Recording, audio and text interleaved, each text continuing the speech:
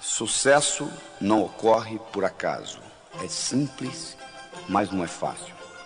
O que eu vou discutir com você hoje é a diferença que faz a diferença entre um indivíduo bem-sucedido e um indivíduo que batalha e não consegue o que quer na vida. Para fazermos isso, eu vou começar definindo o que é sucesso. Sucesso é conseguir o que você quer, o que é diferente de felicidade. Felicidade é querer o que você conseguiu. Para você ser feliz, você não precisa de mais nada. É só aceitar o que você tem. Isso não lhe impede de continuar almejando outras coisas na vida.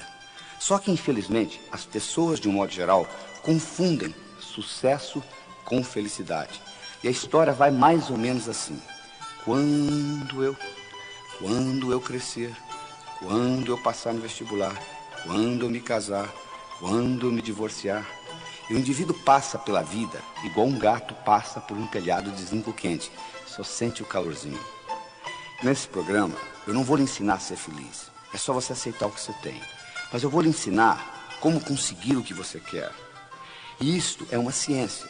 Do mesmo modo que você aprende física, do mesmo modo que você aprende química, você aprende a ser bem-sucedido na vida. Para ser bem-sucedido na vida é muito fácil. É fazer o que precisa ser feito. Então nós vamos fazer o seguinte. Nós vamos analisar aqueles indivíduos bem-sucedidos e descobrir quais as características desses indivíduos que fazem a diferença. E vamos incorporar isso no seu cérebro. E com isso você terá a chance também de ser bem-sucedido. Viveu nos Estados Unidos um indivíduo de nome Andrew Carnegie. O senhor Andrew Carnegie nasceu na Escócia. Ele era, na época dele, provavelmente o homem mais rico do mundo. Ele trabalhava no mundo do aço. Um dia, Andrew Carnegie, em uma das suas reflexões, ele teve um insight. Ele teve uma ideia. Ele disse, um dia eu vou morrer como todos nós morremos. Eu vou deixar muito dinheiro para o mundo, como de fato ele deixou. Ele deixou o dinheiro que construiu o Carnegie Hall em Manhattan, em Nova York. Ele deixou o dinheiro por construir a Carnegie Mellon University nos Estados Unidos. Mas ele disse, eu gostaria de deixar mais do que dinheiro. Eu gostaria de deixar essa habilidade que eu tenho, de tudo que eu coloco a mão, vira ouro. E ele então resolveu criar o que se chama a ciência do sucesso. E ele começou a procurar alguém que estivesse disposto a trabalhar com ele nesse projeto por 25 anos. Uma noite ele estava numa festa e ele conheceu um jovem de 19 anos de idade, de nome Napoleon Hill. E ele ficou impressionado com a inteligência desse jovem. E ele propôs a este jovem fazer esse trabalho de 25 anos, desenvolvendo a ciência do sucesso. Napoleon Hill foi para casa, pensou no assunto, avaliou, voltou e disse, eu aceito. Então Napoleon Hill, durante 25 anos, fez um estudo do que era sucesso. Ele teve a oportunidade de entrevistar 16 mil pessoas. Das 16 mil pessoas que ele entrevistou, 1.000 eram milionários. Dos 1.000 milionários, ele selecionou 500, que além de terem dinheiro, tinham paz de espírito, boa vida familiar, boa saúde, etc. E ele analisou profundamente as características desses 500 milionários e comparou com o resto. E ele descobriu que existiam 6 características principais que faziam uma diferença. E essas características são uma boa autoestima, uma boa habilidade de se comunicar, uma boa habilidade de estabelecer metas, de saber o que você quer, uma atitude positiva, uma dedicação ao trabalho e uma ambição sadia. O que eu vou discutir com você neste programa é exatamente como você consegue incorporar na sua estrutura psicológica essas 6 características. Você pode imaginar como se fosse uma escada, onde cada uma dessas características constitui um degrau da escada. E essa escada não leva a nada. Por que ela não leva a nada? Porque a escada do sucesso está sempre em construção. Não tem essa história de chegar. O que vale não é a chegada. O que vale é a caminhada. Então, são características que você vai incorporando. E uma coisa mais. Do ponto de vista didático, eu vou dividir para você em 6 degraus, em 6 etapas. Mas do ponto de vista real, é como se fosse um jogo de xadrez. Quem joga xadrez sabe, se você mexer numa peça do xadrez, Você não mexeu numa peça, você mexeu no jogo inteiro. Aqui é a mesma coisa. Quando eu melhoro a sua autoestima, a sua habilidade de se comunicar melhora, a sua habilidade de estabelecer metas melhora, etc, etc, etc. Mas do ponto de vista didático, eu vou discutir com você uma de cada vez. Combinado? Muito bem. Então vamos começar com a primeira. Vamos discutir com você autoestima. Gostando mais de você. Se você não gosta de você, o mundo não vai gostar de você. Esta é a verdade. Infelizmente, do modo como nós somos criados, com as repreensões que nós recebemos na infância, estudos feitos mostrando que colocando microgravadores em crianças de 4 anos de idade, para cada elogio eles recebem 9 repreensões. A psicologia moderna mostra que para cada repreensão ser anulada do seu cérebro, você precisa de 7 elogios. E para cada elogio você recebe 9 repreensões durante a sua infância. Imagina o que vai acontecendo com a sua autoestima. Não só isso, você escuta muito não. Até a idade de 8 anos você escuta 100 mil nãos. Não faça isso, não faça aquilo, não faça aquilo, não faça aquilo. Que às vezes naquela época é importante, mas que depois, mais tarde, não tem significado nenhum. Mas você carrega aquilo com você. Conclusão, você chega à idade adulta com a autoestima lesada. Como você tem que continuar vivendo, o que você faz? Você arruma um mecanismo de compensação. Você cria uma máscara. Só que toda compensação traz deformação. Então você termina deformado psicologicamente de uma forma ou de outra. Então o que nós mostramos que a primeira coisa que você tem que fazer é aprender a gostar de você. Você tem que melhorar a sua autoestima. O seu desempenho nunca será maior do que a sua autoimagem. Então, à medida que você melhora a sua autoimagem, você melhora o seu desempenho, tanto pessoal quanto profissional. O bonito disso tudo é que essa autoestima, ela foi codificada no seu cérebro linguisticamente. E do mesmo modo que ela foi codificada linguisticamente, ela pode ser descodificada linguisticamente. Ou seja, você não precisa morrer com a autoestima que você tem, você pode melhorá-la. E você melhora essa autoestima entendendo como que essa autoestima é estruturada em você. O cérebro tem 10 bilhões de células, 100 trilhões de conexões nervosas. E é dividido basicamente em 2 partes, esquerda e direita. O cérebro esquerdo tem funções diferentes do cérebro direito. E existe uma estrutura que liga um hemisfério ao outro. O que acontece é que os indivíduos, de um modo geral, costumam usar muito uma parte do cérebro sem usar a outra. E se você não tiver acesso ao seu hemisfério direito, vai ficar muito difícil você recodificar a sua autoestima, porque ela está ligada ao que nós chamamos na neuroanatomia de sistema límbico. Então eu vou mostrar para você como que você entra nesse hemisfério direito e você consegue melhorar a sua autoestima.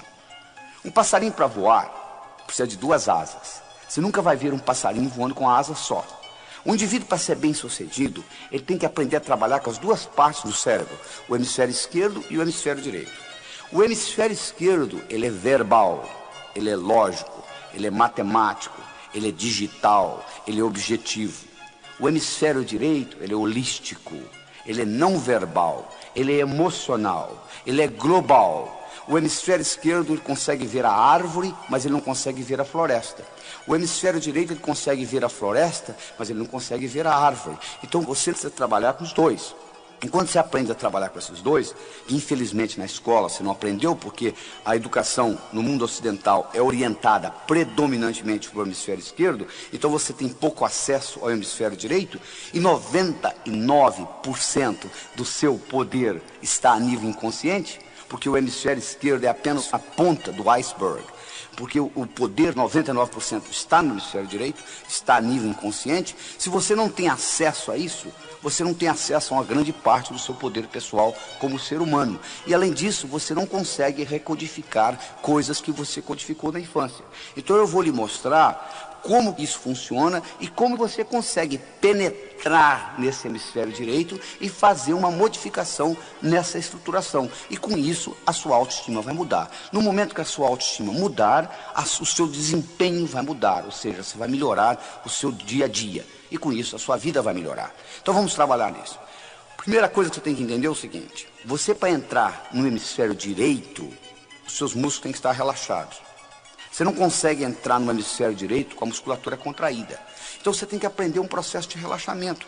Nem que seja um relaxamento de 3, 4 minutos. Mas você tem que aprender a dar uma desligada. As grandes ideias no mundo vieram do hemisfério direito. Como que o Einstein descobriu a teoria da relatividade? Ele estava deitado numa rede e de repente ele se imaginou viajando num raio de luz e descobriu a teoria da relatividade. Como que Arquimedes descobriu o princípio de Arquimedes? Ele estava deitado numa banheira, tomando banho, e de repente a ideia veio, e ele correndo nu na rua, eureka, eureka, eureka, achei, achei, achei. Porque o jeito como Arquimedes descobriu o princípio de Arquimedes é porque ele trabalhava para um rei, e o rei deu a ele a incumbência de descobrir se a coroa que o rei tinha ganho de presente era uma coroa totalmente de ouro, ou se tinha prata misturada, mas ele tinha que descobrir isso sem destruir a coroa. E ele levou essa ideia para a banheira, ele tomando banho, de repente ele descobriu como que ele conseguiria fazer isso sem destruir a coroa. E daí veio o princípio de Arquimedes. Mas o que eu estou querendo dizer é o seguinte: as grandes ideias vêm desse hemisfério direito. E você geralmente tem que estar num processo de relaxamento para que você penetre nessa parte do seu inconsciente que representa 99% do seu poder. Às vezes, em momentos de dificuldade na sua vida, você já entrou nisso. Tem um caso interessante que eles contam de uma senhora que dirigia numa estrada do Texas. Ela dirigia uma picape e a picape furou o pneu. E ela foi trocar o pneu da picape. E nisso que ela estava trocando o pneu, o macaco desceu de novo. Só que ela não percebeu, ela tinha um filho de 4 anos de idade, que saiu da cabine e entrou debaixo da picape. Na hora que o macaco enguiçou, o menino ficou preso debaixo da picape. Ela foi lá e levantou essa caminhonete. Ela com 50 quilos. Mas de onde que vem essa força? Vem do inconsciente. Do mesmo modo que essa força física foi gerada dessa parte do cérebro, nessa situação difícil, existe uma força mental também que vem do inconsciente, que você consegue despertá-la. Uma outra técnica importantíssima para você desenvolver a sua autoestima é a habilidade de visualização. Você ter essa habilidade de visualizar as coisas. Uma visualização bem feita, o cérebro não sabe se aquilo realmente aconteceu ou você só pensou. Eles fizeram um estudo na Universidade de Yale, no estado de Connecticut, nos Estados Unidos, onde eles pegaram um grupo de 30 estudantes, dividiram em 3 grupos, A, B, C, mas antes de dividir em grupos, eles pegaram os 30 estudantes, deram 10 balas, uma pistola para cada um, colocaram um alvo e cada um deu 10 tiros. E eles marcaram o placar. Depois, aleatoriamente, eles dividiram os estudantes em 3 grupos, A, B e C. O grupo A viria ali 5 vezes por semana, 20 minutos por dia, durante 6 semanas, praticando atirar no alvo. O grupo B faria a mesma coisa, ou seja, 5 vezes por semana, 20 minutos por dia, durante 6 semanas, com a finalidade de ficar ali imaginando que estava atirando, só imaginando, não tinha revólver na mão não. O terceiro grupo viria ali e ficaria ao mesmo tempo conversando, batendo papo. 6 semanas depois eles foram retestados. O grupo que usou o revólver para praticar melhorou no placar 83%. O grupo que só usou a imaginação melhorou 82%. O grupo que não usou nada, nem o revólver, nem a imaginação, não melhorou absolutamente nada. Provando que o revólver era nada mais, nada menos um instrumento para você imaginar, para você focalizar a sua mente. Olha o poder da visualização, é impressionante. E isso não é ensinado na escola. Você pode modificar muita coisa dentro de você à medida que você aprende a visualizar. O processo simples que eu ensino é o seguinte: você pega uma maçã na mão esquerda, uma laranja na mão direita, coloca na altura dos seus olhos, fecha os olhos, imagina a laranja e a maçã. Se você tem dificuldade, você abre os olhos, dá uma coladinha, torna a fechar, e com isso você vai começando a treinar, que é uma habilidade que você tem que treinar. A outra coisa importante para você desenvolver a sua autoestima é você sorrir. Existe uma conexão entre a musculatura da boca e o cérebro, e na hora que você sorri, se você estiver sorrindo mesmo forçado, libera um hormônio chamado beta-endorfina, e esse hormônio lhe faz bem. As pessoas que sorriem mais, de um modo geral, vivem mais. Você pode ir num lobby de um hotel, fica na saída de um elevador, quando sai um casal, por exemplo, você vai ver que o homem sai de cara feia, a mulher sai sorrindo. Você sabe que as mulheres vivem 8 anos e meio a mais do que os homens. Então, O sorriso é muito importante para facilitar a sua autoestima. Outra coisa importantíssima para desenvolver sua autoestima é você entender que semelhante atrai semelhante. Se você abrir a torneira da sua cozinha, sai água. A água vai para o esgoto. O esgoto vai para o rio. O rio vai para o mar. Água vai para a água. Ódio vai para quem tem ódio. Amor vai para quem tem amor. Não é verdade? Sucesso vai para quem tem sucesso. Não é verdade? Sucesso vai para quem tem sucesso. Então é importante, de vez em quando, você parar e você começar a analisar o seguinte: quais foram os grandes sucessos que eu tive na minha vida? O que eu fiz até hoje de importante? E no momento que você começa a se concentrar naquilo que você fez de importante, você vai perceber o seguinte, que trazendo aquela imagem para o seu cérebro de sucesso, aquilo vai atrair mais sucesso. Interessante, né? Aquilo vai atrair mais sucesso. Semelhantes atrai semelhantes. Outra coisa importante para você desenvolver a sua autoestima é você ter essa habilidade de entender que falha faz parte do processo. Como é que você aprendeu a andar? Você levantou, caiu, levantou, caiu, levantou, caiu, até que um dia você andou, não é verdade? Então, tudo que você vai fazer na vida, entre a sua realidade e a sua visão, vai ter etapas.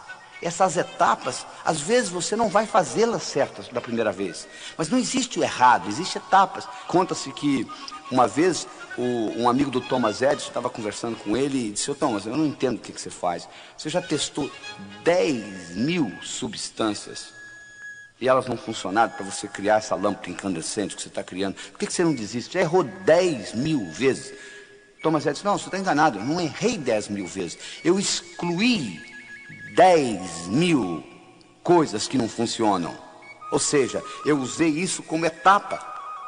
A outra coisa importante para você desenvolver a sua autoestima é você ter a habilidade de doar-se. Fazer coisa independente de dinheiro. Fazer coisa pelo prazer de fazê-la. Eu não tenho nada contra o dinheiro. Eu trabalho nisso, com livro de prosperidade, etc.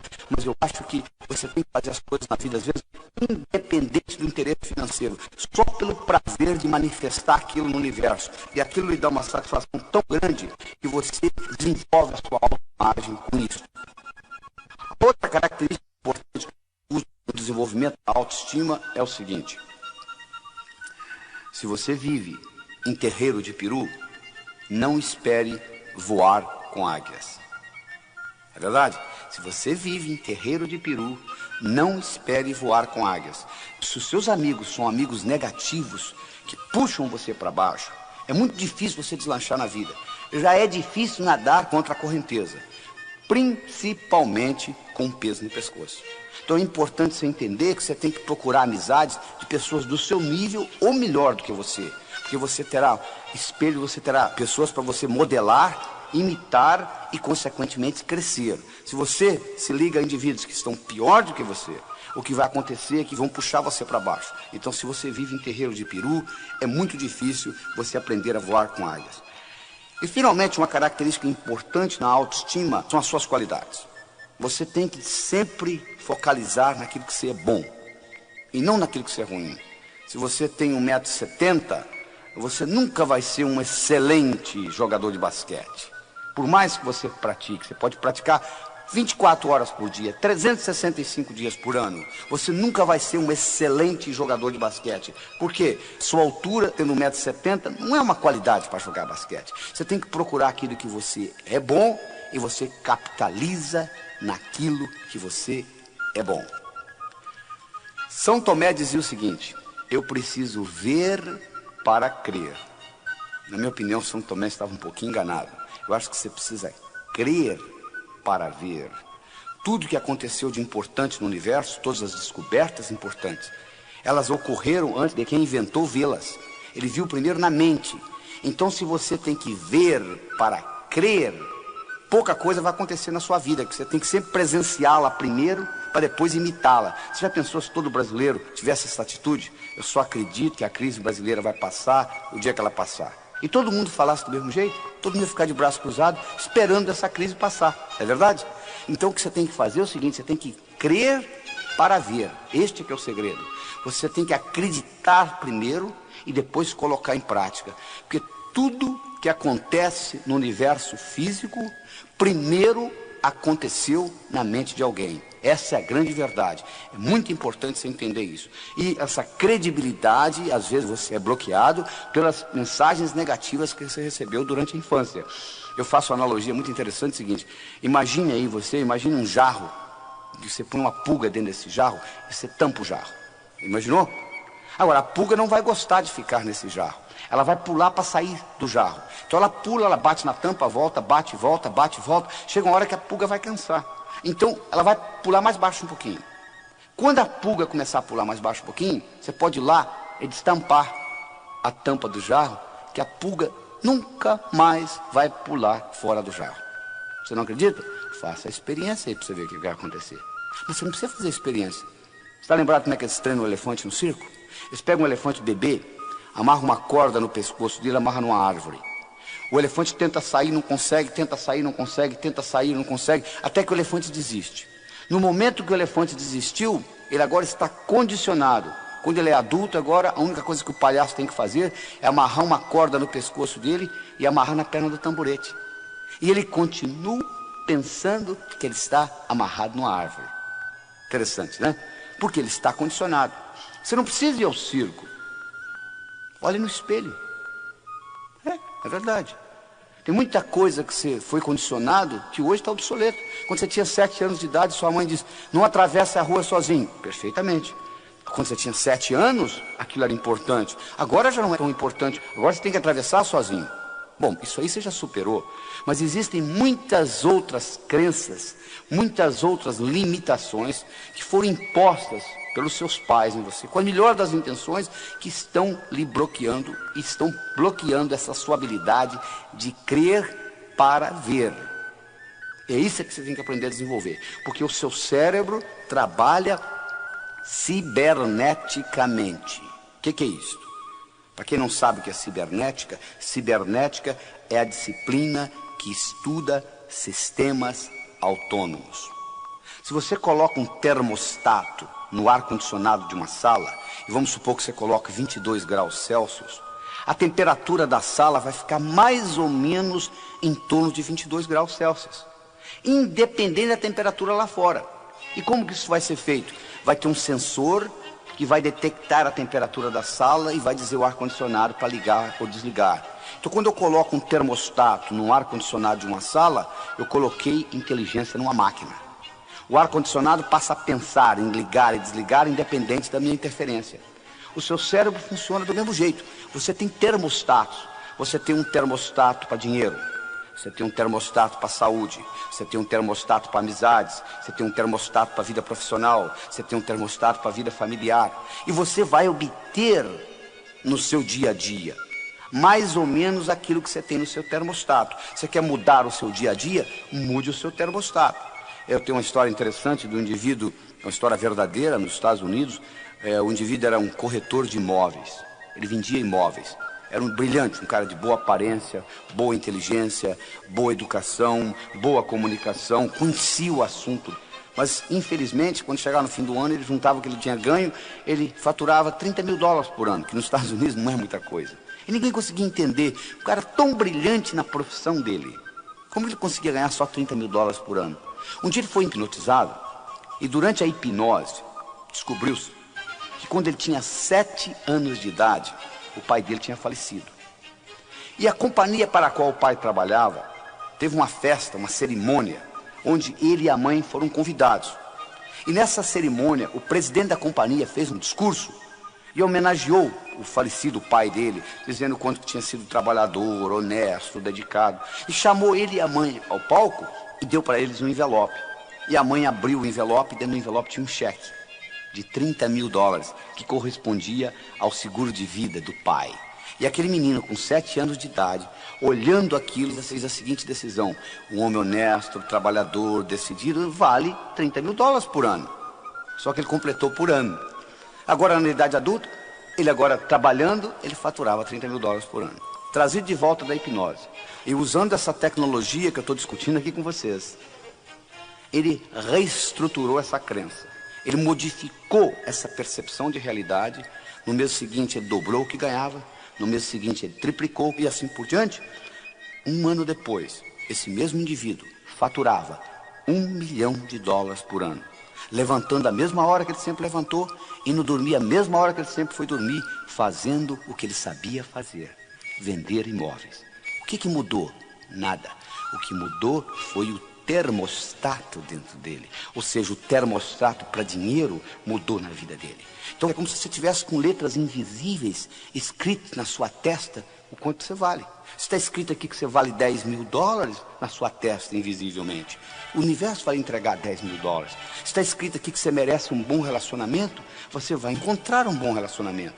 Então o segredo está em você ficar certo por dentro.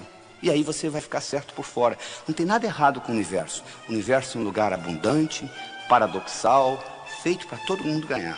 Só que você tem que estar certo. Porque se você não estiver certo, você muda de emprego, você muda de cidade, você muda de país. Você já percebeu que quando você muda de uma empresa para outra, o outro patrão, depois de 5, 6 meses, começa a parecer igual aquele antigo? Por quê? Você levou os seus problemas com você. Porque o indivíduo diz assim, se eu pudesse mudar dessa cidade para outra, eu resolveria o meu problema. Não, você não resolveria. Você não resolveria porque quando você muda, você leva você com você. Esse aqui é o problema. Se você pudesse deixar você na outra cidade, mas você leva você com você e os seus problemas são internos, então eles serão manifestados na outra cidade, de uma forma diferente, com faces diferentes, com ambientes diferentes, mas serão manifestados. Este é o grande problema. Então o que você tem que entender, você tem que reestruturar de dentro para fora. Essa que é a solução. A analogia que eu quero deixar para você nessa autoestima é a seguinte: imagine um jarro com bolas de várias cores dentro desse jarro. Imaginou? Imagine que tem vermelha, verde, amarela, e as amarelinhas são os problemas que você carrega com você na vida, as codificações negativas de infância, etc. Você tem 2 modos de você eliminar essas amarelinhas de dentro desse jarro. Uma delas, você vai lá e tira uma por uma das amarelinhas. Você pode fazer isso na psicoterapia, etc. A outra é você começar a colocar bolas vermelhas, verdes, bolas de outras cores dentro desse jarro, sob pressão, e automaticamente as amarelinhas serão eliminadas. Isso é um jeito de fazê-lo. Então começa a fazer planos, começa a estudar o que você quer fazer diferente, começa a valorizar mais o seu trabalho, valorizar mais a sua autoimagem, e com isso você vai notar que à medida que a sua autoimagem melhora, o seu desempenho melhora. Então esta é a primeira das 6 características importantes. Comunicação. Comunicação é fundamental em você conseguir o que você quer.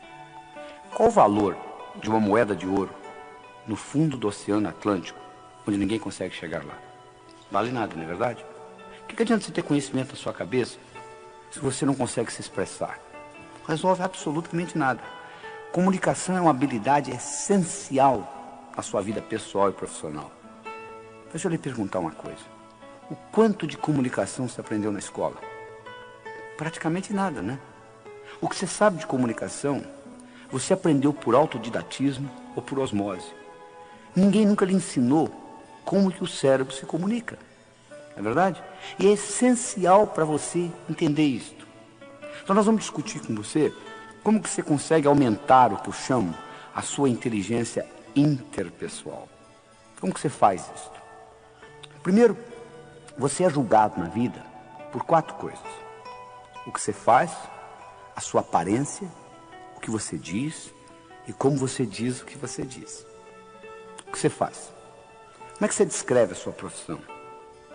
Se você não valorizar o que você faz, o mundo não vai valorizar, isso eu posso lhe garantir. Às vezes o sujeito reclama assim, porque o meu patrão não me dá o valor que eu mereço. Você se dá. Você valoriza o trabalho seu? A valorização tem que começar com autovalorização. Ou seja, primeiro você tem que gostar do seu trabalho, você tem que valorizá-lo, você tem que aprender a descrevê-lo de uma forma atraente. A história que eu conto é o seguinte: você pega 2 pedreiros, um trabalhando ao lado do outro. Você pergunta para um pedreiro, o que você faz na vida? Ele diz, eu sou pedreiro, eu coloco um tijolo em cima do outro, um tijolo em cima do outro. Você pega outro indivíduo que também é pedreiro, que está sentado ao lado dele, e você pergunta, o que você faz na vida?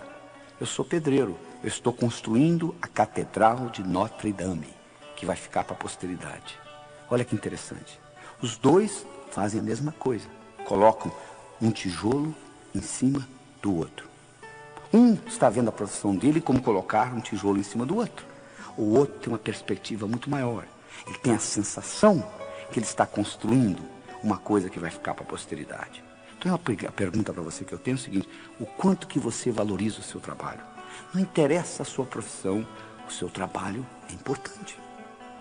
A segunda coisa que você vai ser julgado é pela sua aparência. Você já imaginou se você encontrasse um indivíduo, se fosse num curso, fazer um curso sobre sucesso, e você encontrasse lá um indivíduo de jeans, furado no joelho, tênis desamarrado, camiseta, uma tatuagem no braço, mascando chiclete? Você diz, poxa, mas esse é um indivíduo que vai ensinar sucesso? A aparência é fundamental. Eu digo o seguinte: se você quiser servir o exército, não apareça lá com o uniforme da Marinha. Se você quer jogar no time do Flamengo, não entre em campo com a camisa do Fluminense. Ou seja, você tem que se vestir de acordo com a mensagem que você quer passar. Eles fizeram um estudo em Nova York, no metrô de Nova York, na época que o metrô era 75 centavos. Eles pegaram um estudante, colocaram 50 centavos na mão dele e disseram o seguinte: ó, você vai ficar aqui na porta do metrô e vai abordar as pessoas do seguinte modo. Você vai dizer assim: ó, esqueci minha carteira em casa e o metrô é 75 centavos, eu tenho 50. Dá para completar 25 para ir para casa? O estudante fez isso durante 1 hora. Ganhou $6. Nada mal, né? Na segunda hora, eles colocaram uma gravata nele. Ele ganhou 18. 3 vezes mais. Os psicólogos fazendo o estudo pensaram: vai ver que, sabe o que aconteceu? Ele ganhou know-how, ele aprendeu como solicitar. Por isso que ele conseguiu mais na segunda hora do que na primeira. Aí o outro disse: não, mas deve ser por causa da gravata.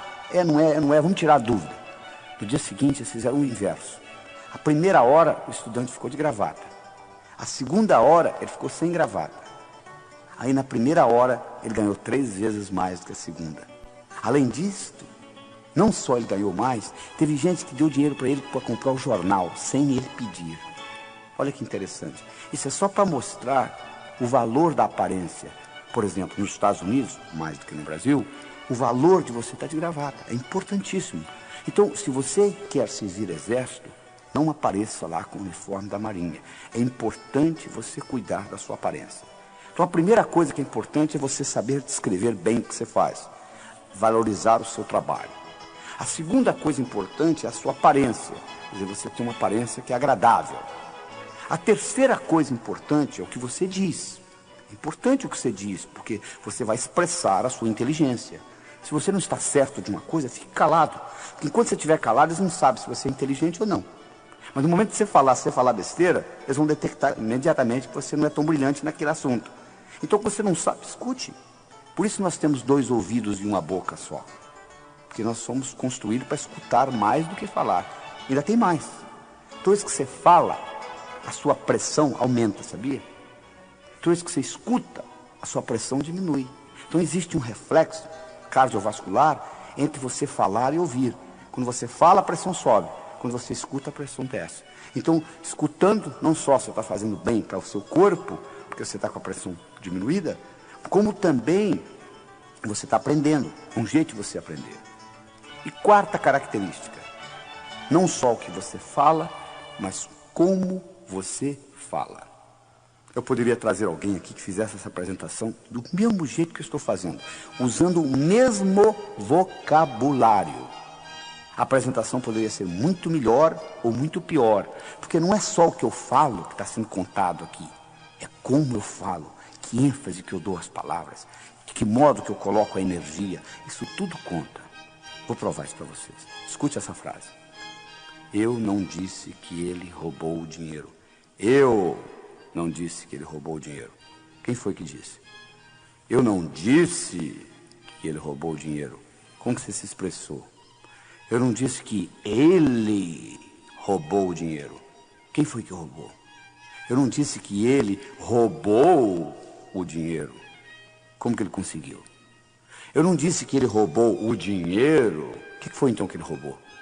Olha só, a mesma frase tem 5 significados diferentes, dependendo de onde você coloca a ênfase. Não é verdade? Às vezes tem briga de marido e mulher, A mulher pergunta para o marido: bem, você está com raiva? Não! O que você acha? Não é só o que você diz que conta, mas como você diz. Então são essas 4 características importantes na sua comunicação. O modo que você expressa e valoriza a sua profissão, como é que você apresenta o que você faz, a sua aparência, o que você diz e como você diz. E como você diz tem muito a ver com o movimento dos olhos. Através do movimento dos olhos, você pode se tornar mais inteligente, mais criativo, melhorar a sua memória, melhorar a sua comunicação e até a sua vida sexual, através do movimento dos olhos. Você pode movimentar seus olhos em 9 posições diferentes. Você pode olhar para cima, para a esquerda, para o centro, para a direita. Você pode olhar na horizontal, para a esquerda, para o centro, para a direita. Você pode olhar para baixo, para a esquerda, para o centro, para a direita. Vou repetir aí, olha só. Você pode olhar para cima, para a esquerda, para o centro, para a direita. Você pode olhar na horizontal, para a esquerda, para o centro, para a direita. Você pode olhar para baixo, para a esquerda, para o centro, para a direita. Vamos esquecer as posições centrais que não tem nada a ver com essa nossa apresentação aqui de hoje. Sobram 6 posições. Você pode olhar para cima, para a esquerda, para a direita. Você pode olhar na horizontal, para a esquerda, para a direita. Você pode olhar para baixo, para a esquerda, para a direita. De acordo com a posição do olho, você vai ativar áreas diferentes dentro do seu cérebro. É verdade. Então, vamos explicar isso melhor. O abecedário do pensamento tem 3 letras. O que é isso? É o seguinte: todo pensamento que você tem, por mais simples ou complexo que ele seja, ele pode ser desmembrado em 3 componentes, que eu chamo de letras do pensamento: imagem, som e sentimento. Vou provar isso para você. Recorde alguma coisa agradável que ocorreu no seu passado. Então, olha aí, veio uma imagem no seu cérebro, com ou sem sons, dependendo do que aconteceu lá, o barulho do mar, o vento, ou a música, ou alguém conversando, não é verdade? E a sensação é agradável, porque eu solicitei um evento agradável. Todo o pensamento, o mais simples ou complexo, você pode desmembrá-lo em imagem, som e sentimento. É assim que o cérebro trabalha. Ora, o interessante é que através do movimento dos olhos, você consegue perceber se a pessoa dentro do cérebro está trabalhando com imagem, com som ou com sentimento, naquele momento. Então, quando eu olho para os seus olhos, eu não sei o que você está pensando, mas eu sei como que você está pensando. Ou seja, com imagem, som ou sentimento. Olha que interessante. Se você olha para cima, você está trabalhando com imagens dentro do seu cérebro. Vou fazer um teste, olha só. Qual foi a cor da blusa ou da camisa que você usou antes de ontem? Tente recordar da cor da blusa ou da camisa que você usou antes de ontem. Você percebe, olha como é que seu olho subiu, olha aí, que interessante. Na hora que você faz essa pergunta para o seu cérebro, você percebe que seu olho sobe. Sobe por quê? Porque você vai ter acesso à cor da camisa através de imagem. Então o seu olho vai subir. Se o seu olho sobe para a esquerda, você está lembrando coisas que você já sabe. Se o seu olho sobe para a direita, você está criando coisas novas no seu cérebro. Presta atenção nisso que eu vou falar. Pense num elefante roxo, de cauda vermelha e orelhas amarelas. Elefante roxo, de cauda vermelha e orelhas amarelas. Olha o que acontece com o seu olho quando você começa a visualizar. A tendência é ele subir para cima, para a direita. Porque você nunca viu um elefante com essa cor. Você tem que criar isto no seu cérebro. Ora, você aprendeu então que quando você trabalha com imagens, os seus olhos sobem. Para a direita, criando coisas novas. Para a esquerda, recordando. Eu disse para vocês que através do movimento dos olhos você pode melhorar a sua memória. Claro que você pode. Se eu estou querendo lembrar uma imagem de alguém, estão lembrados do João? O João, quem que é o João? O João. Aí você olha, lembrei. Por que você lembrou? Porque você coloca o olho na posição certa, ou seja, para cima, para a esquerda. E aí você lembra, porque você ativa a parte do cérebro que tem a memória visual. Se você é um pintor e você está querendo criar um quadro, e se você trabalha olhando para cima, para a direita, a sua criatividade vai aumentar, automaticamente, porque você está ativando aquela parte da criatividade visual. Se você trabalha com os olhos na horizontal, você está trabalhando com sons dentro do cérebro.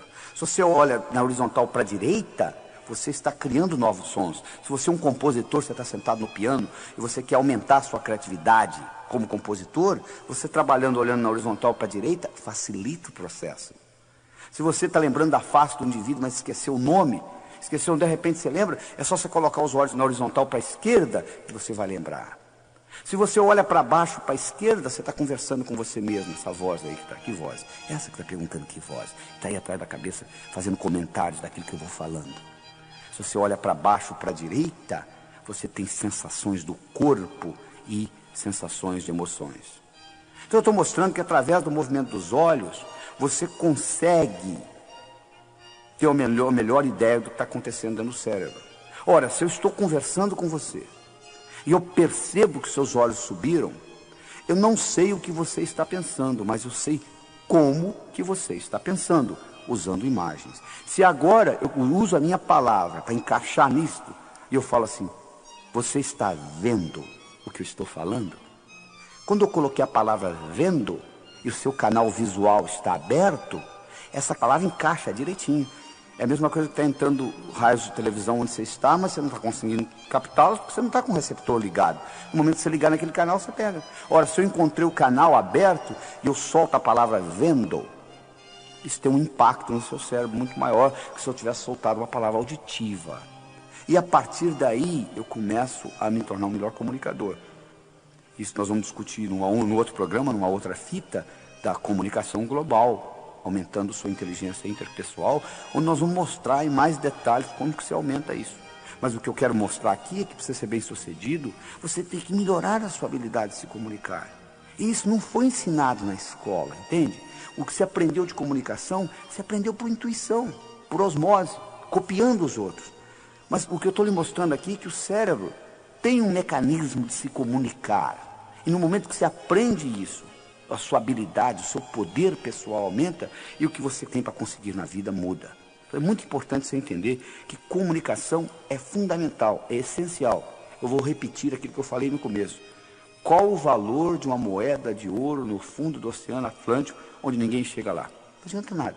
Não adianta você ter conhecimentos brilhantes dentro do seu cérebro se você não consegue se comunicar com o mundo. Não é verdade? Então é isso que está aí. Então nós já discutimos duas coisas.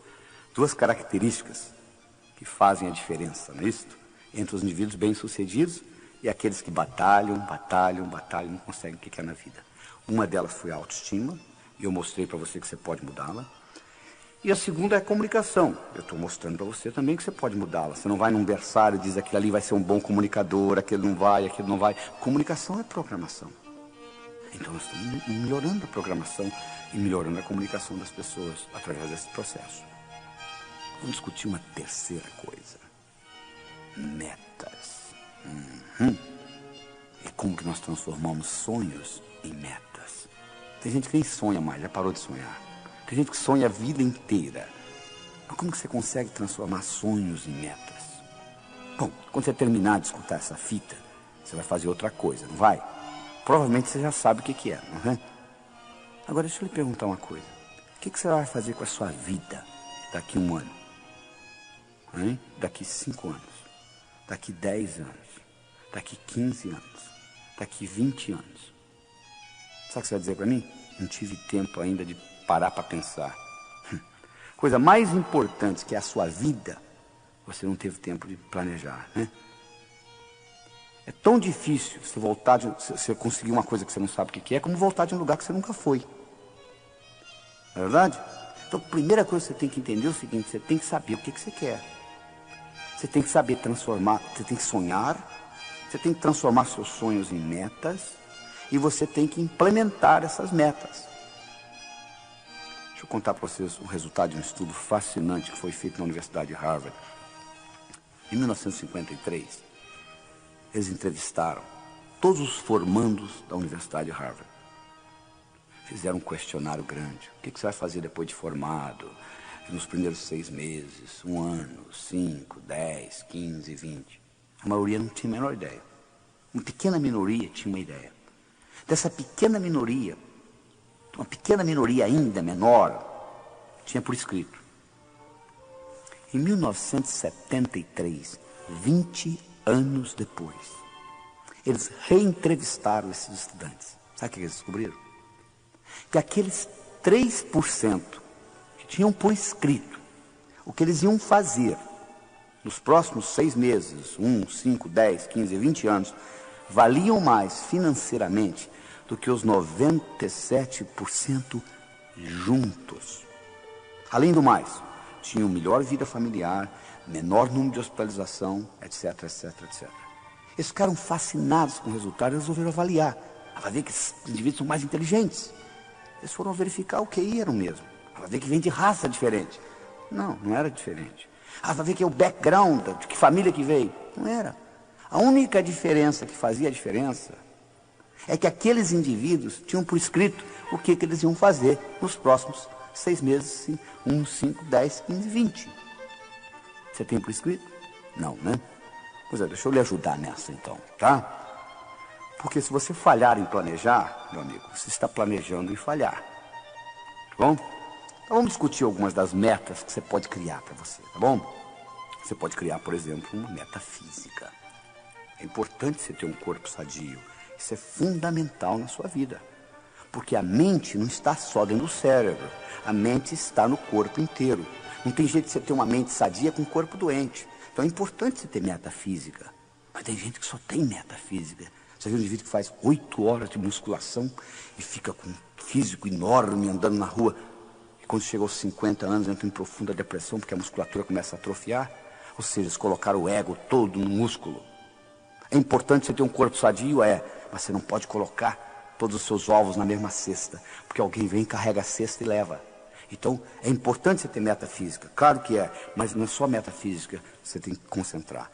É importante você ter meta financeira? Claro, nós vivemos num mundo material. Dinheiro só não é importante para quem não precisa. Porque você precisando, ele é importante. É importante você ter dinheiro, porque aí você vai se preocupar com coisas mais importantes na vida. Mas enquanto você não tiver dinheiro, dinheiro vai ser uma coisa importante para você. É importante você ter meta financeira. Mas você já percebeu que tem gente que só tem meta financeira? É capaz de matar os outros para ganhar dinheiro. Então, é um desequilíbrio. A terceira coisa importante é, tem gente que só tem meta espiritual. É importante você ter meta espiritual? Claro que é. Nós vivemos num mundo material. Eu tenho pessoas que vêm aos meus cursos assim, doutor Laí, o senhor ensina viagem astral? Eu falo, meu amigo, você não aprendeu ainda a viver aqui? Como é que você quer viajar? Primeiro aprenda a viver o que você vem fazer aqui. Depois da sua morte, você vai viajar astralmente, 24 horas por dia, tempo integral, poxa. Aprenda primeiro a viver o dia a dia. Aprenda a respeitar os outros. Aprenda a ter seu esquema. Aprenda a produzir. Aprenda a fazer as coisas com excelência, para você não ficar repetindo nada. Primeiro você aprende isto, depois você vai pensar em viajar astralmente. Porque você veio aqui para viver uma vida material também. Você não pode só ficar com metas espirituais. Tem gente que só tem meta social. Qual é a próxima festa que eu vou? Qual é a próxima festa? Qual é a próxima festa? É importante você ter uma vida social, mas se você fica só nisso que está aí, fica muito difícil. É importante você ter uma vida profissional, uma meta profissional. Fundamental. Mas se você só tem meta profissional, você infarta aos 40, não sabe por quê. Os seus filhos crescem, você nem tem oportunidade de brincar com eles. Então você tem que equilibrar tudo isso. É importante você ter uma meta familiar. Nossos filhos são muito importantes. Tão importantes quanto a gente. Nem mais, nem menos. Importante você entender isso. Nos Estados Unidos existe uma síndrome chamada síndrome do ninho vazio. O que é isso? É a mãe de família que se dedica a vida inteira aos filhos. Faz mais nada, só se dedicando aos filhos. Os filhos crescem, vão embora como nós fomos, e elas entram em profunda depressão. Por quê? Colocaram todos os ovos numa mesma cesta. A cesta foi embora. É importante você ter uma meta familiar? Mas faça outras coisas além de cuidar de filhos. Porque os filhos vão crescer, vão embora. E você vai ficar. Então é importante que você tenha outras atividades, outros interesses na vida. Fundamental que você entenda isso. Fundamental. A outra meta que você tem que equilibrar é a meta mental. Tem gente que eu conheço que conhece a enciclopédia britânica de capa a capa. Você pergunta, você fez alguma coisa com esse conhecimento? Por enquanto nada. O que adianta, então? Sir Francis Bacon dizia, conhecimento é poder. Na minha opinião, ele estava enganado. Conhecimento é poder em potencial. Conhecimento só se torna poder quando passa do campo do pensar para o campo do agir. É importante você ter meta mental? É. Mas só planejar não adianta. Você tem que colocar em prática. E para colocar em prática, um dos grandes segredos é o seguinte: como que eu transformo um sonho numa meta? Você, para transformar um sonho numa meta, a primeira coisa que você tem que fazer é colocar uma data. Tudo aquilo que você coloca na categoria de algum dia não vai acontecer. Aquele livro que você comprou há 4 anos atrás, que está lá na sua prateleira empoeirado, você diz assim, algum dia eu vou lê-lo. Você percebeu que você nunca achou tempo para lê-lo? Por quê? Você colocou na categoria de algum dia. O seu cérebro diz, tá bom, o dia que algum dia chegar, a gente lê. A gente vai ler. Mas acontece que não existe algum dia no calendário. Você quer que uma coisa ocorra na sua vida? Coloca uma data. Coloca uma data, porque na hora que você falasse assim, até o fim da semana que vem, eu vou ler esse livro. O seu cérebro acharia tempo para ler o livro. Como você colocou na categoria de algum dia, não vai acontecer. Tem gente que diz assim, pois é, algum dia eu vou abrir a minha própria empresa. Coloque uma data. Coloque uma data nisto.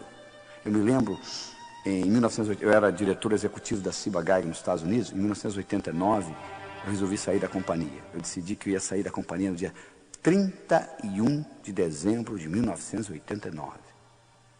Dia 6 de julho, que era dia do meu aniversário, de 89, eu declarei internacionalmente para todas as companhias que eu viajava no mundo inteiro pela Ciba Geigy, eu declarei o seguinte, ó, no dia 31 de dezembro eu estarei saindo da companhia. E espalhei para todo mundo, para não ter jeito. Quando chegou o dia 31 de dezembro eu não tinha escolha, eu tinha que sair mesmo, porque senão minha moral ia ficar muito baixa, porque eu tinha falado para todo mundo que eu ia sair. Eu determinei uma data, saí no dia 31 e criei minha própria companhia. Se eu tivesse dito, algum dia eu vou sair da companhia, eu estaria até hoje trabalhando para eles. Então é importante você aprender a transformar os seus sonhos em metas.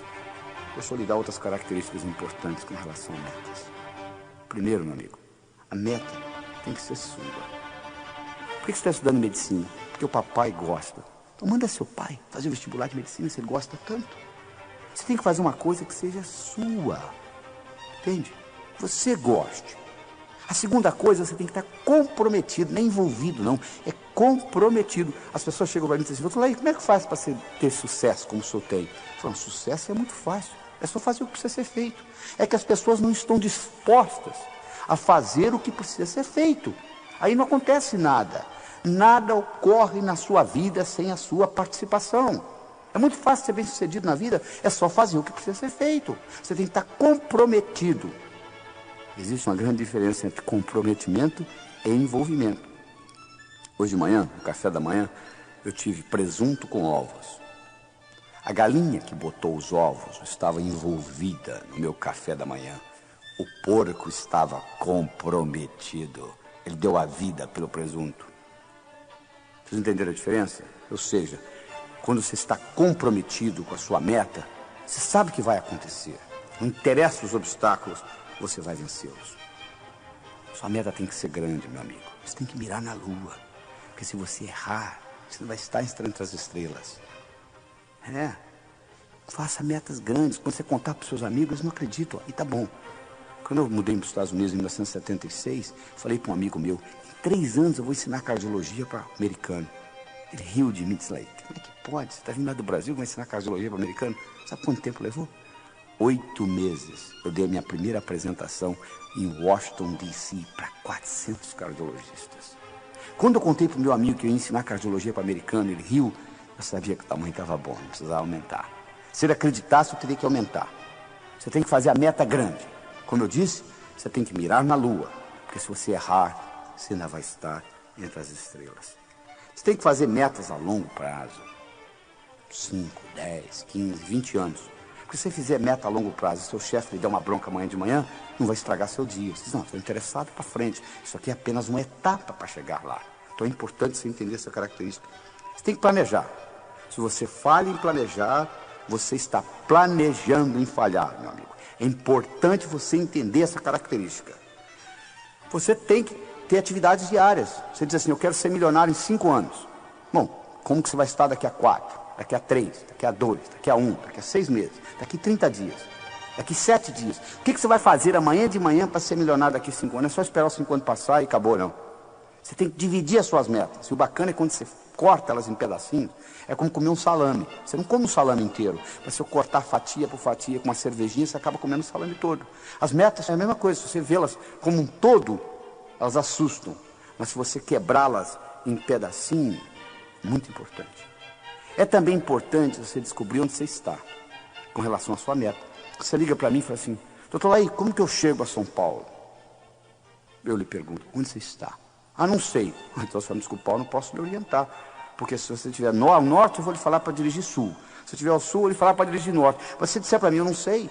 Eu me lembro de um caso de um americano, eu estava dando um curso, um americano falou assim, eu quero $50 mil na minha conta até o fim do ano. Eu falei, perfeito, é específico, tem data. Quanto você tem? Ele disse, não sei. Poucos dias depois ele me ligou, ele disse, você não vai acreditar, doutor, eu dei uma checada nas minhas contas todas, somei. Você sabe quanto que eu tenho no banco? $55 mil. Engraçado, né? Você estava pedindo uma coisa que você já tinha, né? Tem muita gente que faz isso na vida. Ah, se eu tivesse talento... O que você acha que é talento, meu amigo? Você acha que o pianista senta lá e começa a tocar piano? Talento é resistência na musculatura glútea. É sentar lá e praticar. Porque quanto mais você pratica, mais sortudo você fica. Então é importante você entender isso. Se você não sabe o que você quer, é muito difícil você conseguir as coisas. Tá bom? Até lá.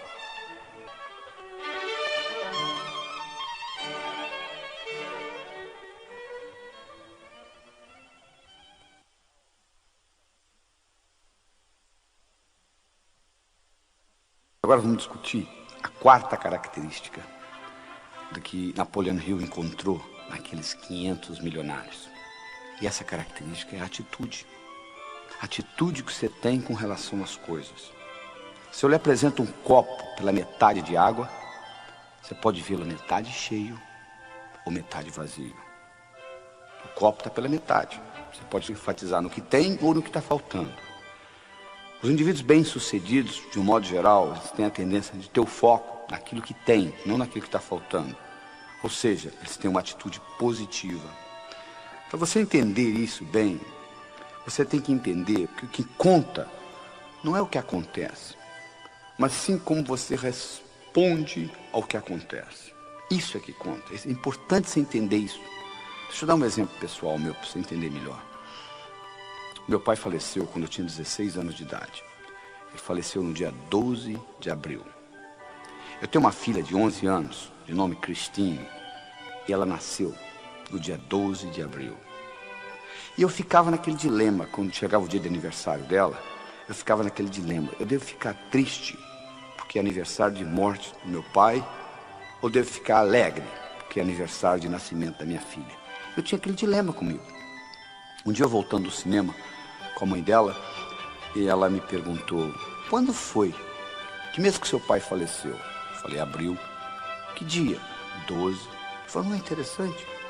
O seu pai faleceu no mesmo dia que a Cristina nasceu? Você nunca tinha falado isso? Eu falei, é. Foi interessante. Você perdeu uma pessoa que você gostava tanto, e Deus lhe entregou de volta uma pessoa que você ama tanto. Na mesma data, 12 de abril. Pão! Alguma coisa aconteceu no meu cérebro. A data não mudou. Meu pai continuou falecendo no dia 12 de abril, minha filha continuou nascendo no dia 12 de abril. Mas o modo como eu passei a interpretar o aniversário dela mudou totalmente. Então o que conta na sua vida não é o que acontece, mas sim como você responde ao que acontece. E para você entender isso melhor, eu vou introduzir uma nova palavra no seu vocabulário. É a palavra paradigma. O que é paradigma? Paradigma é o modo como nós percebemos o mundo. É a água para o peixe. O paradigma nos explica que nós estamos dentro de uma borda e como nós somos bem-sucedidos nesses limites. Vou dar um exemplo. Se você é do sexo masculino e você vai numa piscina um domingo de manhã e tira a sua camisa, não tem nada demais você mostrar o mamilo, porque você é do sexo masculino.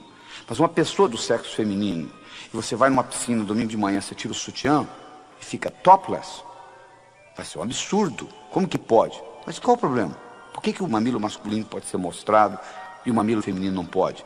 Se você vai na floresta amazônica, uma índia daquela está com o mamilo de fora, nem sabe o que é isso. É o paradigma. Nesse paradigma que nós vivemos, o mamilo feminino é para ser guardado. E o mamilo masculino pode ser mostrado na piscina. Isso é puramente um paradigma.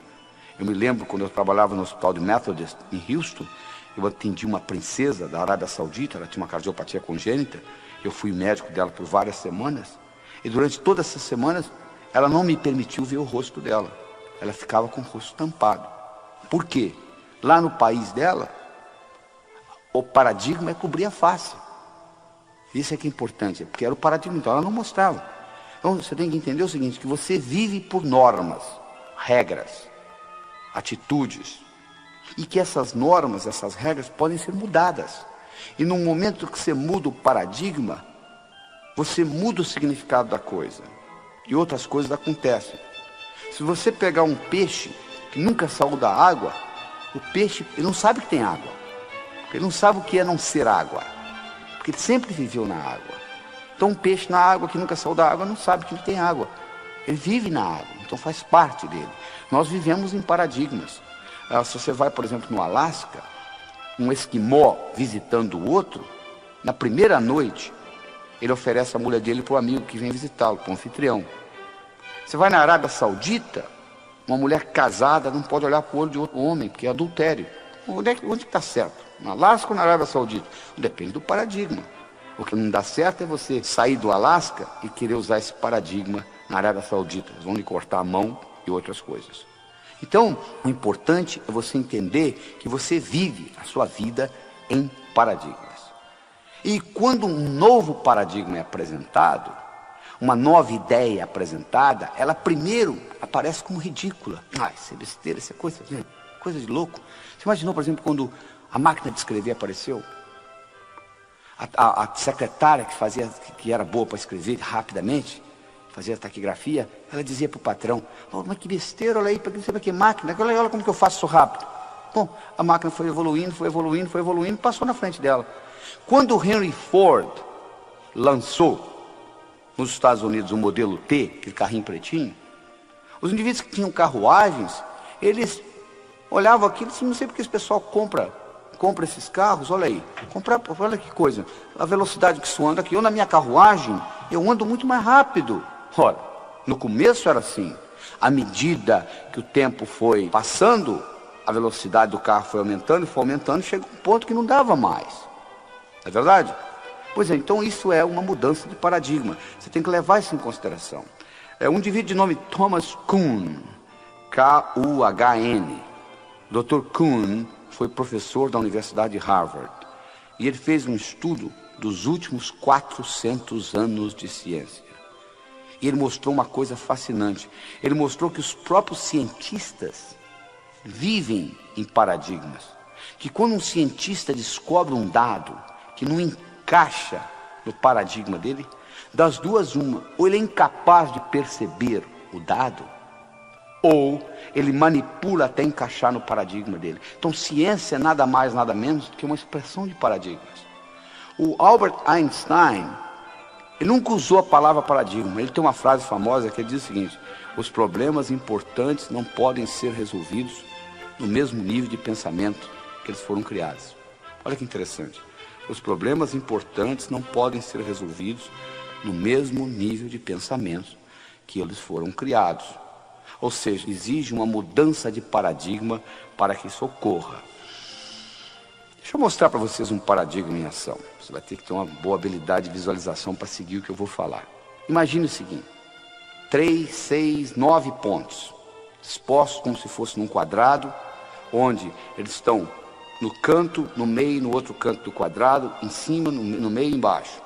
3, 6, 9 pontos.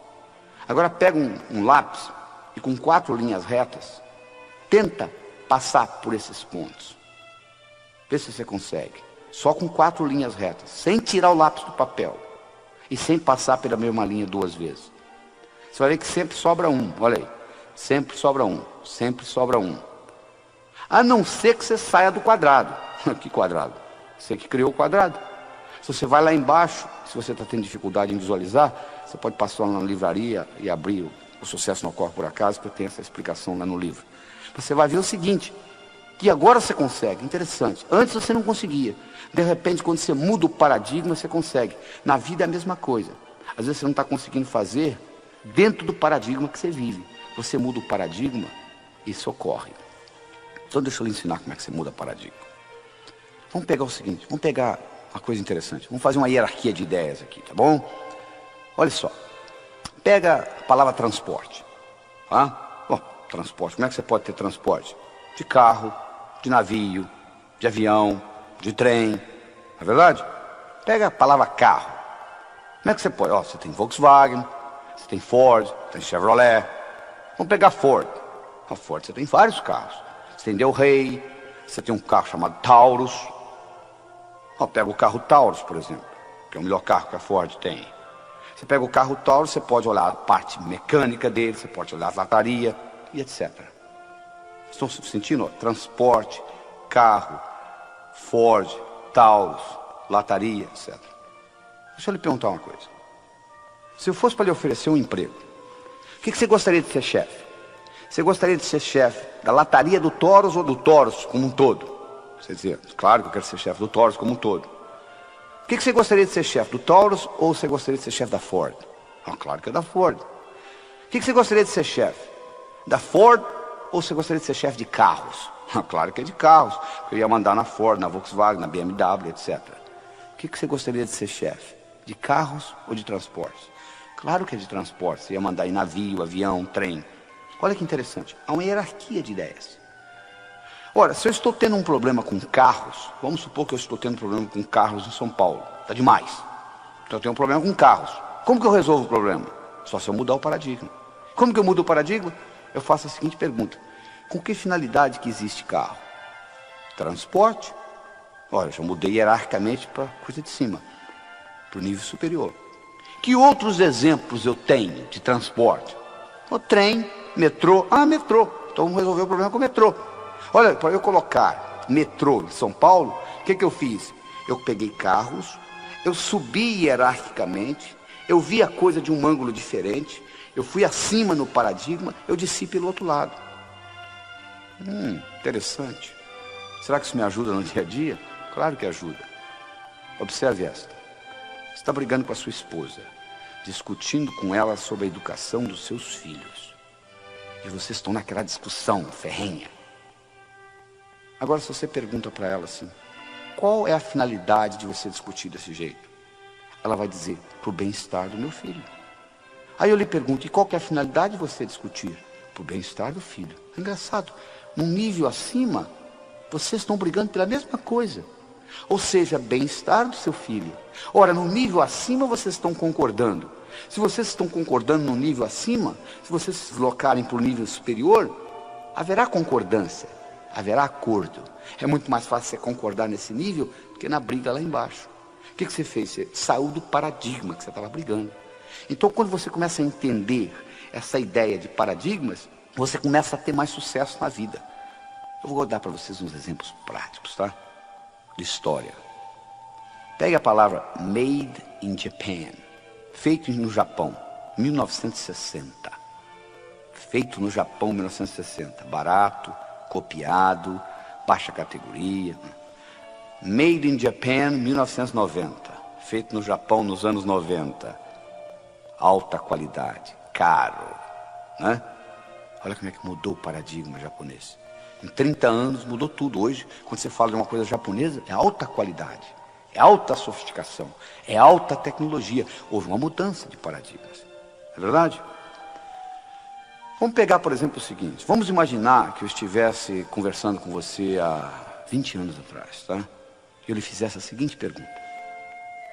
Qual é o país no mundo que vai continuar dominando o mundo de relógios? Você diria sem nenhuma hesitação, Suíça. Vem fazendo isso há 50, vai continuar fazendo isso há 50, não é verdade? A Suíça, em 1979, ela tinha 65 mil suíços trabalhando no mundo de relógios. Em 1982, 3 anos depois, ela tinha 15 mil suíços. 50 mil suíços foram mandados embora. Sabe por quê? Porque o relógio eletrônico foi lançado no mercado pelos japoneses, a Seiko, e pelos americanos, Texas Instruments. A Suíça controlava o mundo de relógio, enquanto o relógio era mecânico.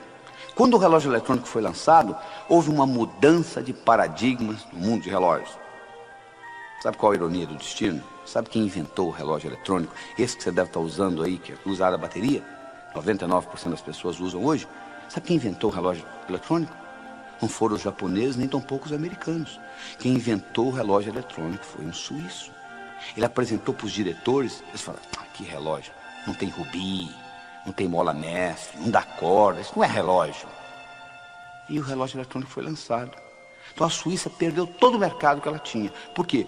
Houve uma mudança de paradigmas no campo de relógios.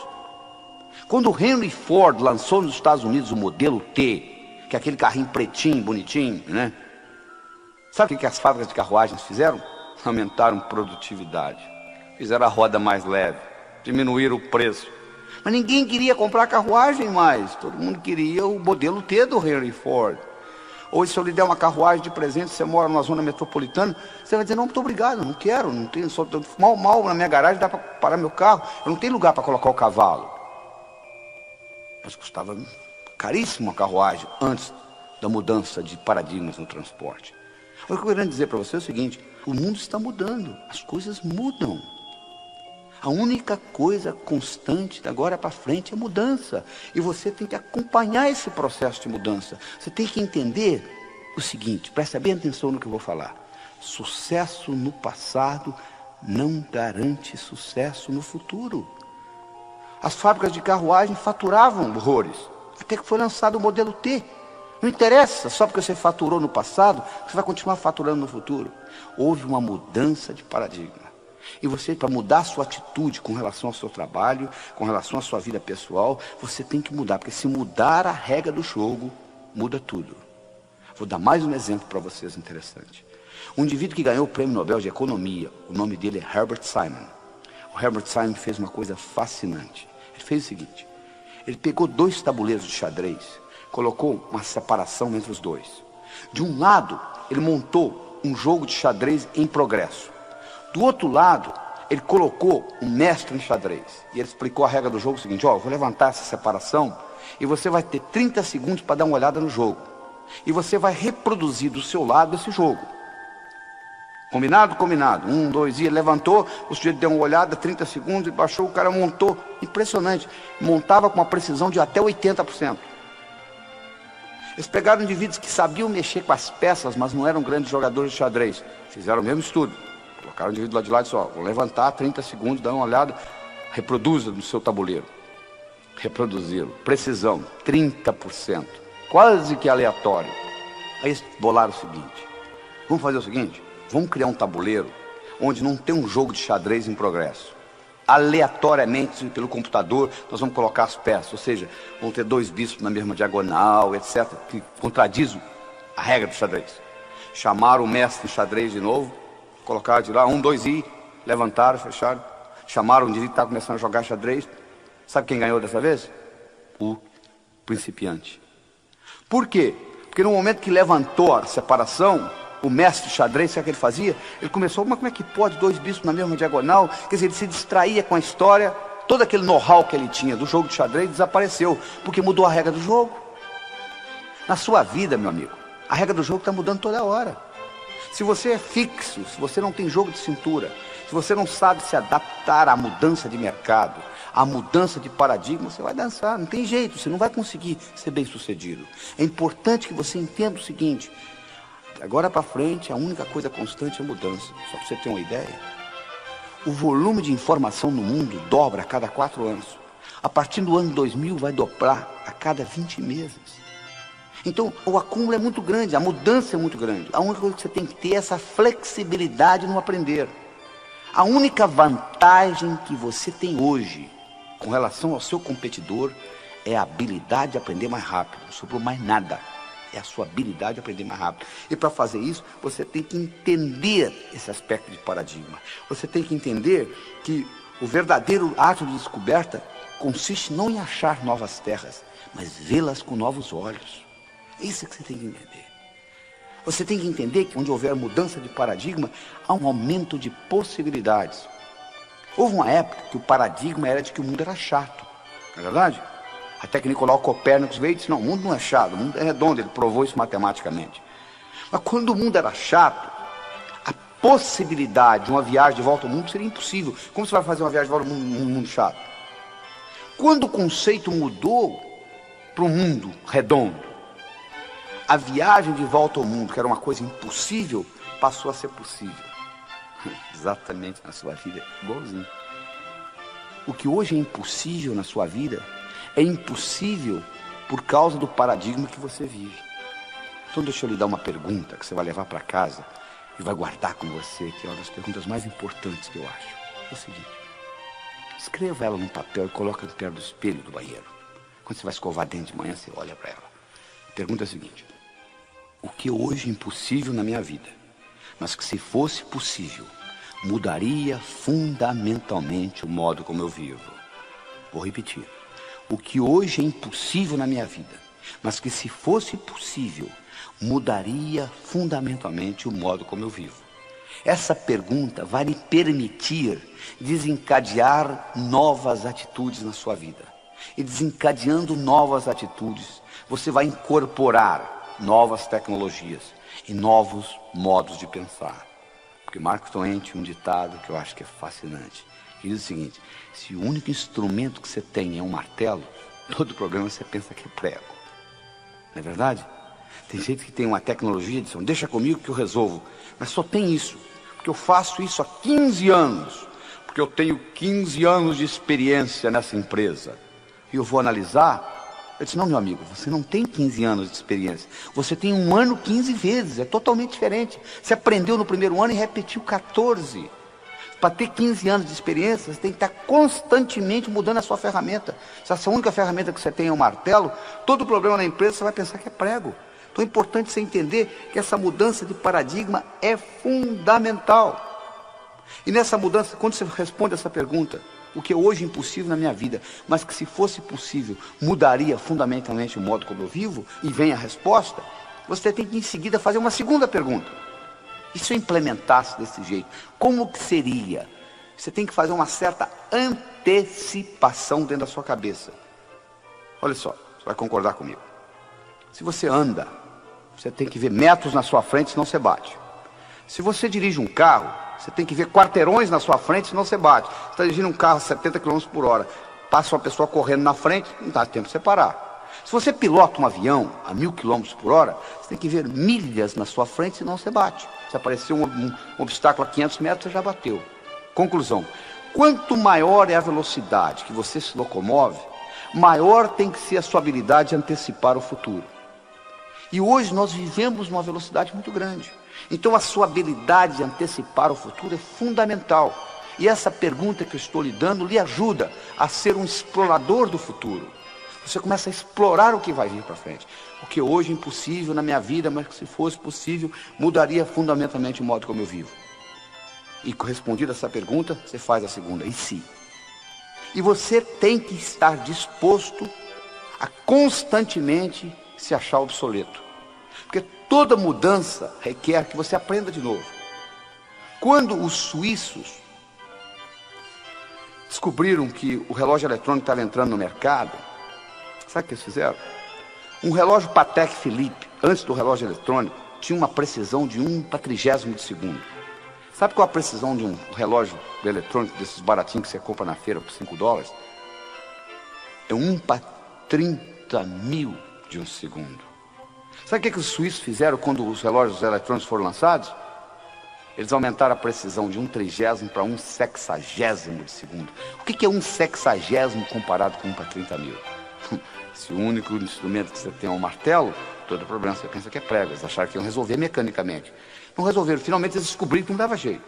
Eles tiveram que entrar no mercado eletrônico. Quando os suíços decidiram entrar no mercado eletrônico, eles tiveram que voltar a estaca zero. Toda vez que você muda um paradigma, você tem que voltar a estaca zero. Eles tiveram que aprender eletrônica com os japoneses e os americanos. Então, todas as vezes que você faz uma mudança de paradigma, você tem que voltar à estaca zero. Você tem que admitir que você é obsoleto naquilo. É importante você entender isso. O único jeito de você crescer, você dizer, eu estou obsoleto nisso, deixa eu aprender com quem sabe. Mas tem gente que é arrogante. A arrogância é cegueira cognitiva. Há, por exemplo, uma grande mudança de paradigmas no mercado, por exemplo, de gerenciamento. Antigamente, o bom gerente era o cara que resolvia problemas e reagia à situação. Hoje, o bom gerente é um indivíduo que antecipa o futuro. Ele questiona o que está para vir e ele identifica oportunidades. É para isso que você ganha, para identificar oportunidades. Isso é importante você entender. E outra coisa importante de você mudar o paradigma é você entender, existe uma metáfora criada por Paul Cordes e Dodd Lynch nos Estados Unidos, onde eles fazem uma comparação seguinte, que você pode viver a sua vida em 3 tipos de estratégias diferentes. Você pode ser uma carpa, um tubarão ou um golfinho. Carpa é aquele indivíduo que é a vítima do mundo. Coitado de mim, estou sofrendo. Eles fizeram isso comigo. O tubarão é o indivíduo que está engolindo os outros. É sempre do jeito dele. E o golfinho é um indivíduo que, quando ele está perto de uma carpa, a carpa pensa que ele é tubarão. Quando ele está perto de um tubarão, o tubarão pensa que ele é carpa. Mas na realidade ele não é nem carpa nem tubarão. Ele é golfinho. E a filosofia do golfinho é o seguinte: para eu ganhar, você não precisa perder. A não ser que você insista. Aí o problema é seu. Por quê? Porque o universo é um lugar potencialmente abundante, feito para todos ganhar. Para eu ganhar, você não precisa perder. E esse conceito é uma mudança de paradigma, é uma mudança de atitude que nós precisamos fazer na nossa civilização. Porque se nós continuarmos com o paradigma do ganha-perde que nós temos no momento, que se deteriorou para perde-perde, principalmente aqui no Brasil, se nós continuarmos com esse paradigma, nós vamos destruir o planeta, porque não vai ter planeta aqui para os nossos netos e bisnetos. Nós temos que aprender a fazer mais com menos. Este que é o grande segredo, essa que é a grande mudança de atitude. Não é aumentar o número de funcionários, não é aumentar o orçamento, não é aumentar o número de horas. É você ser mais excelente naquilo que você faz. E com isso você vai aprender a fazer mais com menos. Você vai produzir mais em menor número de horas. E assim por diante. Essa palavra é resumida do seguinte modo: sinergia. Todo o universo é construído sinergeticamente. Toda a geometria universal é sinergética. E menos do que 0,00001% da população no mundo tem ideia do que a palavra sinergia quer dizer. E sinergia quer dizer o seguinte: o todo é maior que a soma das partes. 1 mais 1 é igual a 4, você muda a matemática. E para você fazer sinergia, você tem que trabalhar com comunicação, respeito mútuo, intuição. E nesse processo de vários cérebros, nesse network, nessa combinação, a somatória do time é maior do que cada indivíduo individualmente. Isso é uma mudança de paradigma essencial para a sobrevivência do planeta. Então, no momento que você muda essa atitude, que você passa a ter a atitude que para eu ganhar você não precisa perder, a não ser que você insista, você muda a sua percepção com relação ao universo. E por incrível que pareça, quando você passa a jogar o jogo do ganha-ganha, você vai ter mais chances de ganhar também e ser mais bem sucedido na vida. O Napoleão Hill mostrou que aqueles indivíduos que começaram pobres e se tornaram ricos, eles descobriram esse processo, descobriram o processo do ganha-ganha. Então todo mundo ganhando. E com isso nós terminamos essa parte da atitude. Então lembre-se do seguinte: o que é importante não é o que acontece com você, mas como você responde ao que acontece com você. Nós falamos no começo desse programa, nós vamos discutir 6 características que fazem a diferença. A diferença que faz a diferença entre um indivíduo bem-sucedido e um indivíduo que batalha, não consegue chegar a lugar nenhum. Nós vamos discutir agora as 2 restantes: trabalho e ambição. Vamos começar com o trabalho. O único lugar que eu conheço que sucesso vem antes de trabalho é no dicionário. Sucesso é com S, trabalho é com T. Por outro lado, trabalho sozinho não traz sucesso. Olha o operário de fábrica. Ele levanta cedo, carrega uma marmita com ele, trabalha o dia todo, volta para casa à noite, faz isso anos e anos e anos, e aposenta com salário mínimo. Sucesso só vem antes de trabalho no dicionário. Trabalho sozinho não traz sucesso. Onde que está o segredo? Isso é que você vai aprender agora. O segredo está no seguinte: para você ser bem sucedido, você tem que fazer as coisas acontecerem. Tem que gerar ação. Só que o bonito é que, para fazer acontecer, não significa necessariamente que você as faça. Escutou bem? Fazer acontecer não significa que você tenha de fazê-las. Existe uma coisa chamada delegação. Uma palavra bonita que pouca gente entende o significado. Eu vou explicar para você aqui qual o significado da palavra delegação. Delegação significa o seguinte: eu vou solicitar a alguém fazer no meu lugar, alguém este que eu sei de antemão que vai fazer pior do que eu faço. Eu já sei de antemão. E vou solicitar por duas razões. Primeiro, porque eu, delegando, vai me dar tempo livre para fazer outras coisas mais importantes. E segundo, tão importante quanto a primeira, eu vou dar ao outro indivíduo a oportunidade de crescer. Você chegou onde você chegou na sua profissão porque alguém delegou alguma coisa, alguém deixou você fazer antes de você estar bom naquilo. Então, quando eu delego alguma coisa para alguém, de antemão eu sei que a pessoa vai fazer pior do que eu, mas mesmo assim eu delego. Eu delego porque eu dou a ela a oportunidade de melhorar e ao mesmo tempo eu me libero para poder fazer as coisas mais importantes. É importante você entender isso, porque o que realmente dá resultado no mundo é você ter ideias abstratas e implementá-las. Quanto mais abstrata for a sua ideia e implementada, que ter só ideia também não adianta, mais rendimento você vai ter. Se eu tiver uma ideia sobre transportes, vai gerar mais dinheiro do que se eu tiver uma ideia sobre carros, que vai me dar mais dinheiro se eu tiver uma ideia sobre Ford, que vai me dar mais dinheiro se eu tiver uma ideia sobre Del Rey, que vai me dar mais dinheiro do que se eu tiver uma ideia sobre rodas do Del Rey. Então, quanto mais abstrata, mais hierarquicamente superior for a ideia e implementada, mais rendimento ela vai ter. E quando eu crio uma ideia muito grande, eu não tenho condições de implementá-la sozinho. Eu preciso de uma equipe, eu preciso de delegação. Eu sei que gente vai fazer errado. Então é importante você entender esta característica. É importante também você entender, se você trabalha para alguém, que o maior erro que um indivíduo pode cometer na vida é pensar que ele trabalha para os outros. Você não trabalha para ninguém, meu amigo. Você pode até ter alguém que lhe dê um salário no fim do mês, alguém que lhe pague uma secretária, que tem um telefone, etc. Mas na realidade, você está sempre trabalhando para você. O Napoleon Hill mostrou, naqueles milionários, aqueles que começaram pobres, foram funcionários e terminaram ricos, todos eles tinham uma característica em comum. Eles trabalhavam como se a empresa fosse deles. Eles economizavam como se a empresa fosse deles. Eles administravam como se a empresa fosse deles. Porque isso estava dando a eles know-how, conhecimento de como administrar uma empresa. E quando eles abriam a deles, eles já tinham essa experiência. Porque o indivíduo, de modo geral, diz assim: não, eu não vou me empenhar nessa empresa porque ela não é minha. O dia que eu tiver a minha, sim. Mas aí você perde a oportunidade de praticar ser dono de empresa. Você pode praticar ser dono de empresa na empresa do outro. Gastar como se fosse sua, economizar como se fosse sua, administrar como se fosse sua. E com isso, você está pegando know-how para administrar a empresa. É importante você entender isso. O maior erro que você pode cometer é pensar que você trabalha para os outros. Você não está trabalhando para ninguém. Você está sempre trabalhando para você. Esse conceito é fundamental que você entenda nesse mecanismo. A outra coisa importante que você tem que entender em termos de trabalho é o seguinte: existe uma grande diferença entre eficiência e eficácia.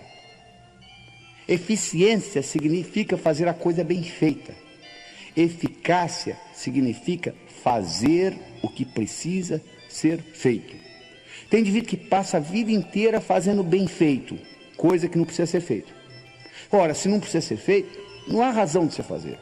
Eu acho que todas as vezes que você for fazer alguma coisa que envolva tempo ou dinheiro da sua parte, você tem que parar e questionar: isto é realmente importante ou não?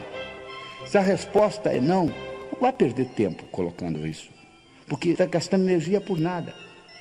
Tem uma história muito interessante que eu conto, que é o seguinte: nos Estados Unidos é uma sociedade de consumo muito maior que a brasileira. E nos Estados Unidos troca-se aparelho doméstico com muito mais frequência do que aqui, incluindo geladeiras. E se você é mais antigo, se você visita a sua avó, você vai ver que a geladeira da sua avó, se ela é mais antiga, ela é diferente da sua. Ela tem uma tranca na porta, né? Que as geladeiras mais modernas hoje não têm.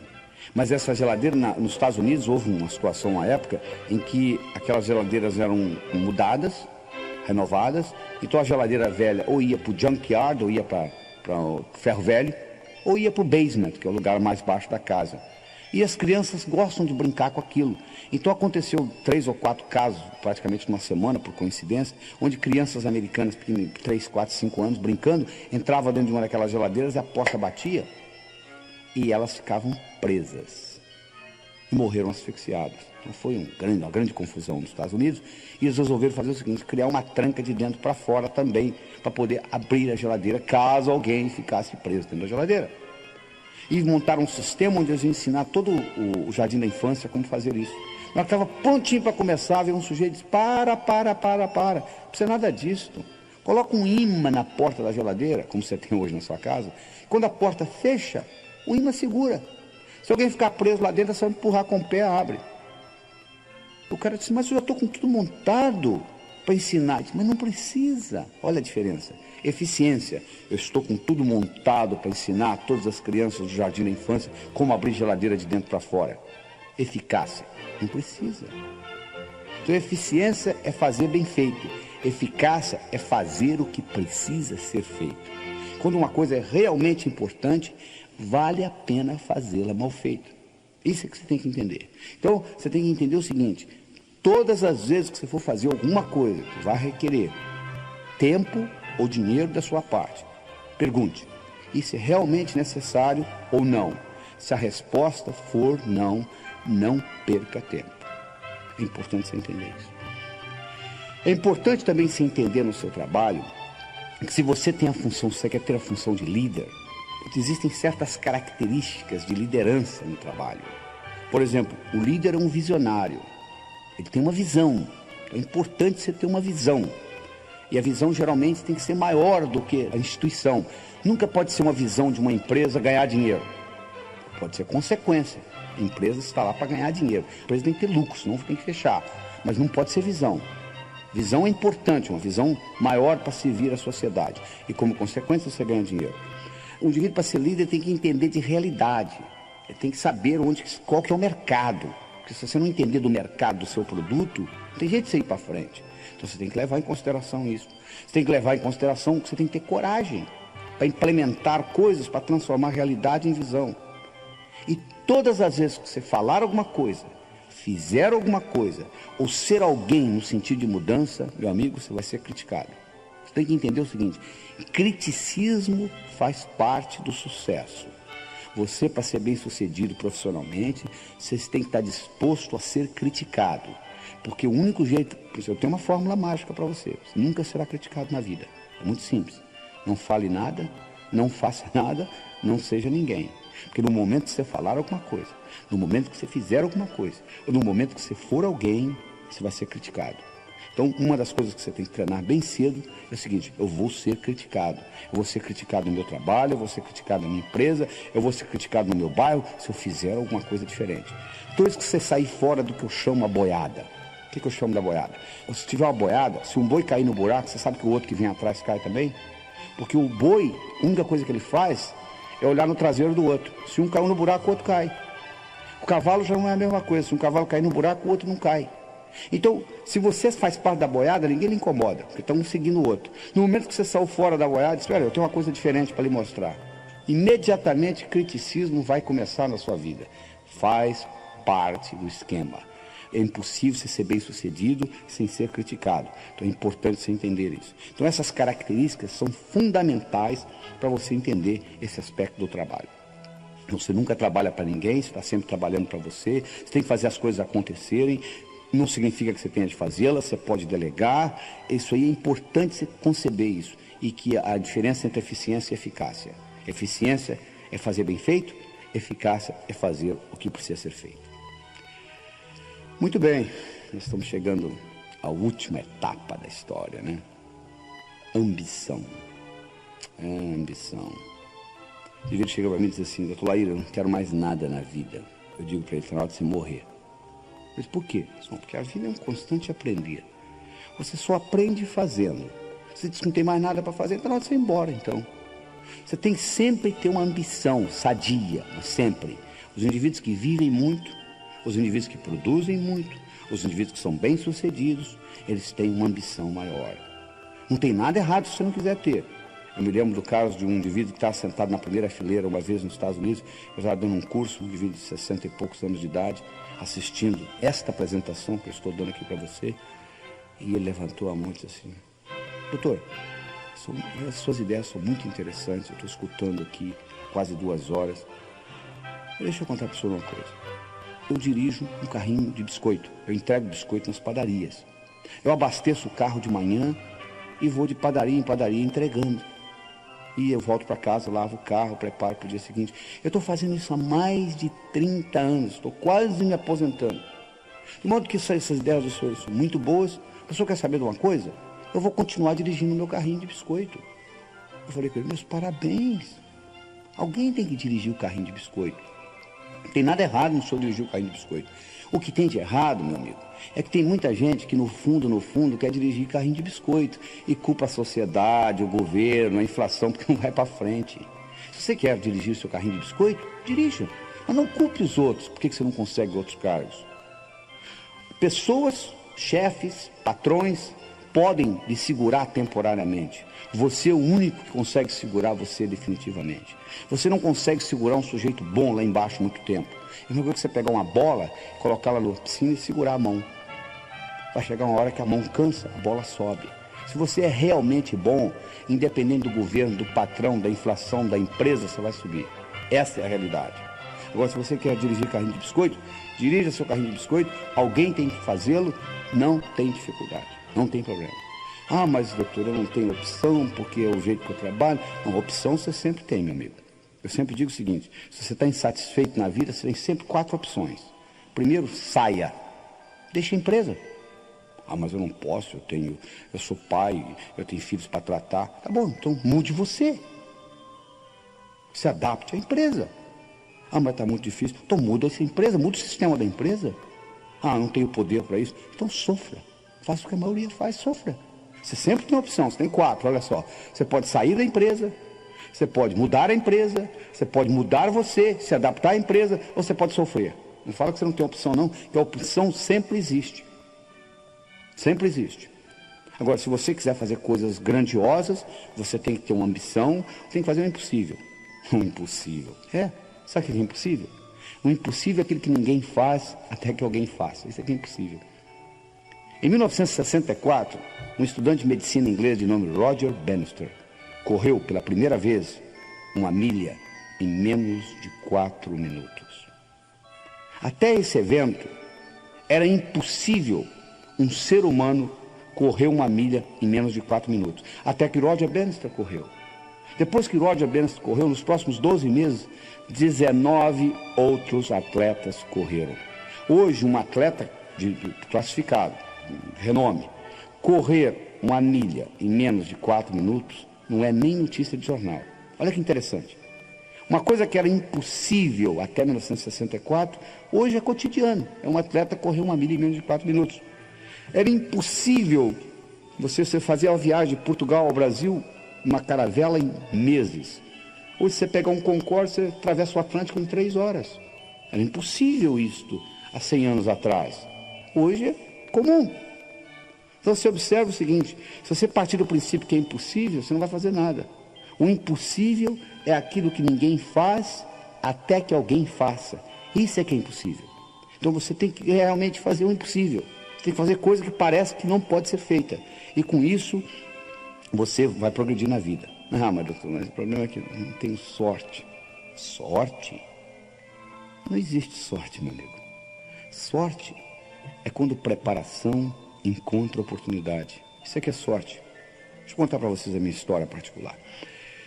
Em 1975, eu morava em Teófilo Otoni, no nordeste de Minas, e nós tínhamos um grupo de médicos, nós construímos um hospital lá, Hospital São Lucas. Era uma sexta-feira à tarde, o telefone tocou, de um hotel. Eles disseram, nós temos um hóspede aqui com dor no peito. Dá para ouvir? Eu falei para o indivíduo, olha, eu estou saindo para um fim de semana longo, chame outro. Mas nós chamamos os dois médicos, falaram a mesma coisa. Eu falei, tá bom, estou indo aí. Eu cheguei lá, o indivíduo estava com dor no peito, eu fiz um eletrocardiograma nele, ele estava tendo um infarto. Levei-o para o hospital. Ele não falava português direito. Ele tinha vindo a Teófilo Otoni comprar pedras preciosas que ele vendia nos Estados Unidos. Conversando com ele, ele me perguntou assim, você conhece o meu filho? Eu falei, quem que é seu filho? Ele me falou o nome do filho dele. Eu falei, bom, eu não conheço seu filho pessoalmente, mas eu conheço os trabalhos dele, eu conheço os livros dele, eu conheço as publicações dele. O filho dele era um chefe de pesquisa na Universidade de Harvard, nos Estados Unidos, que é provavelmente a universidade mais sofisticada do mundo. 48 horas depois, o filho dele saiu dos Estados Unidos e veio para o Teófilo Otoni para ajudar a tomar conta do pai. E ficou lá e fez amizade com a gente, falava português bem, porque ele era casado com uma brasileira, etc. Na véspera dele ir embora, porque o pai tinha tido alta, eu tinha um centro de estudos no hospital, e aquela noite, por coincidência, não é coincidência, é sincronicidade, eu ia falar. Eu ia falar exatamente sobre um assunto de cardiologia, que o filho dele também era cardiologista. Eu ia falar sobre arritmias na fase aguda do infarto. Aí eu pedi permissão aos meus colegas, que tinha cada um uma especialidade diferente, um cirurgião, um ginecologista, um ortopedista, se eu poderia falar no nível do Peter. Eles não iam entender nada, mas o Peter ia ficar extremamente impressionado. E eles falaram, tá bom, vai em frente.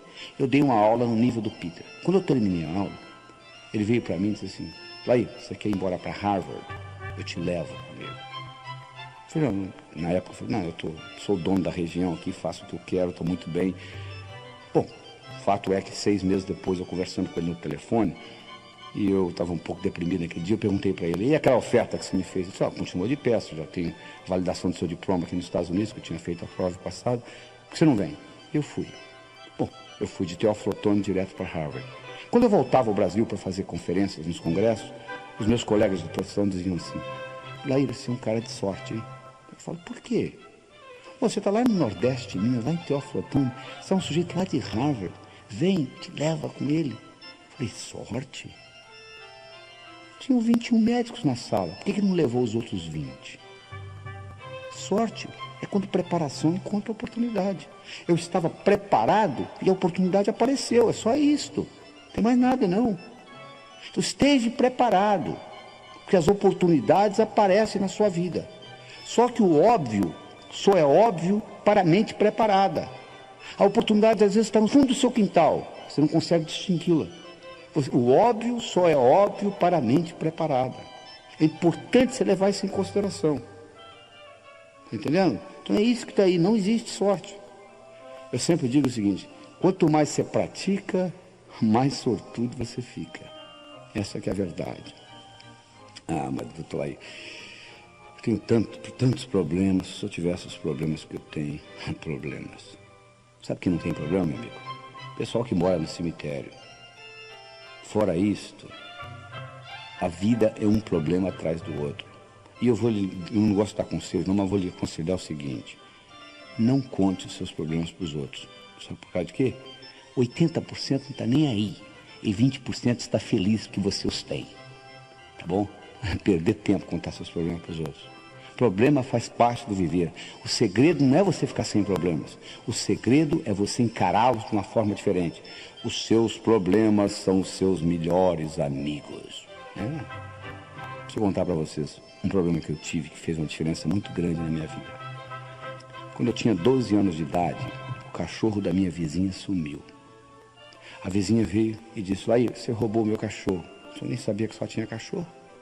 Roubou, não roubou, roubou, não roubou. Ela foi no posto policial e deu parte. Eu fui chamado lá. Veio uma intimação para meu pai. Meu pai me apresentou a intimação e disse, Laí, estão me chamando no posto policial. Eu disse, papai, o senhor vai lá comigo? Eu disse, não, de jeito nenhum. Você vai sozinho. Papai, eu tenho 12 anos. Não, o problema é seu. Eu arrumei um tio, ele foi comigo. E eu comecei a arco-ir com um cabo ignorante que tinha lá, e roubou, não roubou, roubou, não roubou. E ele achou um atrevimento muito grande da minha parte, eu com 12 anos de idade estava discutindo com ele, e ele fez eu pagar o cachorro. Ele voltei para casa com uma multa, uma quantia que custava o cachorro, que eu tinha que pagar. Cheguei em casa e mostrei pro meu pai. Falei, ó, entregaram isso lá. Ele falou, o problema é seu. Eu falei, papai, eu tenho 12 anos de idade. Ele disse, o que eu tenho com isso? Você tem que se virar. Por coincidência, como eu disse, não tem coincidência, por sincronicidade. O primeiro dinheiro que eu tinha ganho na minha vida foi dando aula particular de matemática. Com 12 anos de idade, eu já dava aula particular de matemática. O primeiro dinheiro que eu ganhei nas férias era exatamente aquela quantia que está sendo solicitada. Eu peguei aquele dinheiro e paguei. Por muitos anos, eu tive um ressentimento do meu pai por duas coisas. Primeiro, por não ter me levado lá. E segundo, por não ter pago a multa. Mas um dia eu tive um insight, o seguinte, aquilo foi uma das melhores coisas que aconteceu na minha vida. Porque a partir dos 12 anos, nunca mais eu pedi dinheiro a ninguém. Eu passei a ganhar o meu. E graças àquele evento, com 19 anos de idade, eu era financeiramente independente. Ou seja, muito cedo na minha vida eu comecei a ganhar dinheiro. Então, graças a Deus que o cachorro da vizinha sumiu. Não é? Aquilo que parecia ser um problema, na realidade, foi uma solução. Então, o que eu gostaria que você encarasse é o seguinte, quando você pensa que é um problema, talvez seja um modo do universo lhe ensinar e lhe jogar para frente. Leve isso em consideração, entendeu? Que os problemas são os modos de você crescer na vida. Encare o problema não como um inimigo, mas como um amigo. E isso vai mudar muito o seu dia a dia. E você tem que fazer isso levando em consideração o seguinte, que você tem que criar o seu futuro como possibilidades e não como expectativas. O que eu quero dizer com isso? Se eu crio o futuro como possibilidade e não acontece, continua sendo uma possibilidade. Se eu crio o futuro como expectativa e não acontece, eu fico frustrado. Então eu tenho que estar sempre criando como possibilidade. E à medida que eu crio como possibilidade, se não acontecer, continua sendo uma possibilidade. Isso é um trabalho que você tem que fazer dentro da sua mente. E finalmente, nós estamos chegando ao final dessa apresentação, eu gostaria de discutir com vocês alguns aspectos práticos da coisa. Uma coisa importante que você tem que ter é boa saúde. Né? Você, para ter uma mente sadia, você tem que ter um corpo sadio. Respeite o seu corpo. Eu posso pegar um Mercedes-Benz, colocar água com gasolina nele, ele não vai ter um bom desempenho. É muito importante aquilo que você coloca na boca. Preste atenção na alimentação, porque o tipo de alimento que você está usando vai ser usado como combustível para o seu cérebro. Como eu disse, se você colocar gasolina misturada com água, o Mercedes pode ser um Mercedes, pode ter um cérebro espetacular, não vai funcionar bem. É importante você levar isso em consideração. A alimentação é fundamental. É importante você levar em consideração que amigos você tem. Eu já disse antes, se você vive em terreiro de peru, é muito difícil você aprender a voar com águias. Você quer aprender a voar com águias? Fique no meio das águias. Procure amigos que são iguais ou melhor que você, para você puxar você para cima. É muito difícil você nadar contra a correnteza, principalmente com peso no pescoço. E tenha uma expectativa boa do futuro. Eles fizeram um estudo, outra vez, na Universidade de Yale, em Connecticut, onde eles pegaram 3 grupos de primeiro ano primário. Foram numa professora e disseram, ó, seu Deus, parabéns, esse ano você vai receber os gênios. Os alunos são gênios, fizemos um teste de QI neles, a beleza. Olha que diferença. Foram numa segunda professora e disseram, ó, esse ano você está perdida, porque vem muito idiota para cá. Nós fizemos um teste de QI nas suas crianças, QI baixo, você vai ter muita dificuldade. Foram com uma terceira professora e disseram, ó, você vai receber o mesmo tipo de aluno que você recebe todo ano. No final do ano, aquela que recebeu gênios, exatamente gênios, passaram nota alta, não deram trabalho, criativos, inteligentes. Aquela que recebeu, coitados de idiotas, teve um trabalho tremendo, não aprendiam direito, etc. Aquela que recebeu média, era média. Só que a verdade é que não existia nem idiota nem gênio. Tudo era a mesma coisa, eram os alunos que recebiam todo ano. Mas acontece que a expectativa da professora mudou. Aquela que tinha expectativa de encontrar gênio, encontrou gênio. Aquela que tinha expectativa de encontrar idiota, encontrou idiota. Se você tem expectativa de melhorar a sua vida, provavelmente você vai melhorá-la. Se você tem expectativa de piorar a sua vida, provavelmente você vai piorá-la. A decisão é sua e continua sendo sua. E eu gostaria de terminar esse programa com uma história. Eu adoro histórias, porque elas têm um poder muito forte na sua mente. São metáforas, que passam além da sua mente crítica. Mas essa história é mais ou menos assim. Era uma vez uma pequena vila da Grécia. morava um sábio. Sábio este que era famoso, porque tudo apresentado àquele sábio, até aquele dia, ele soube responder. Um dia, um jovem adolescente, conversando com um amigo dele, disse: eu acho que eu sei como eu vou enganar esse sábio. Eu vou pegar um pequeno passarinho e vou esconder nas minhas mãos.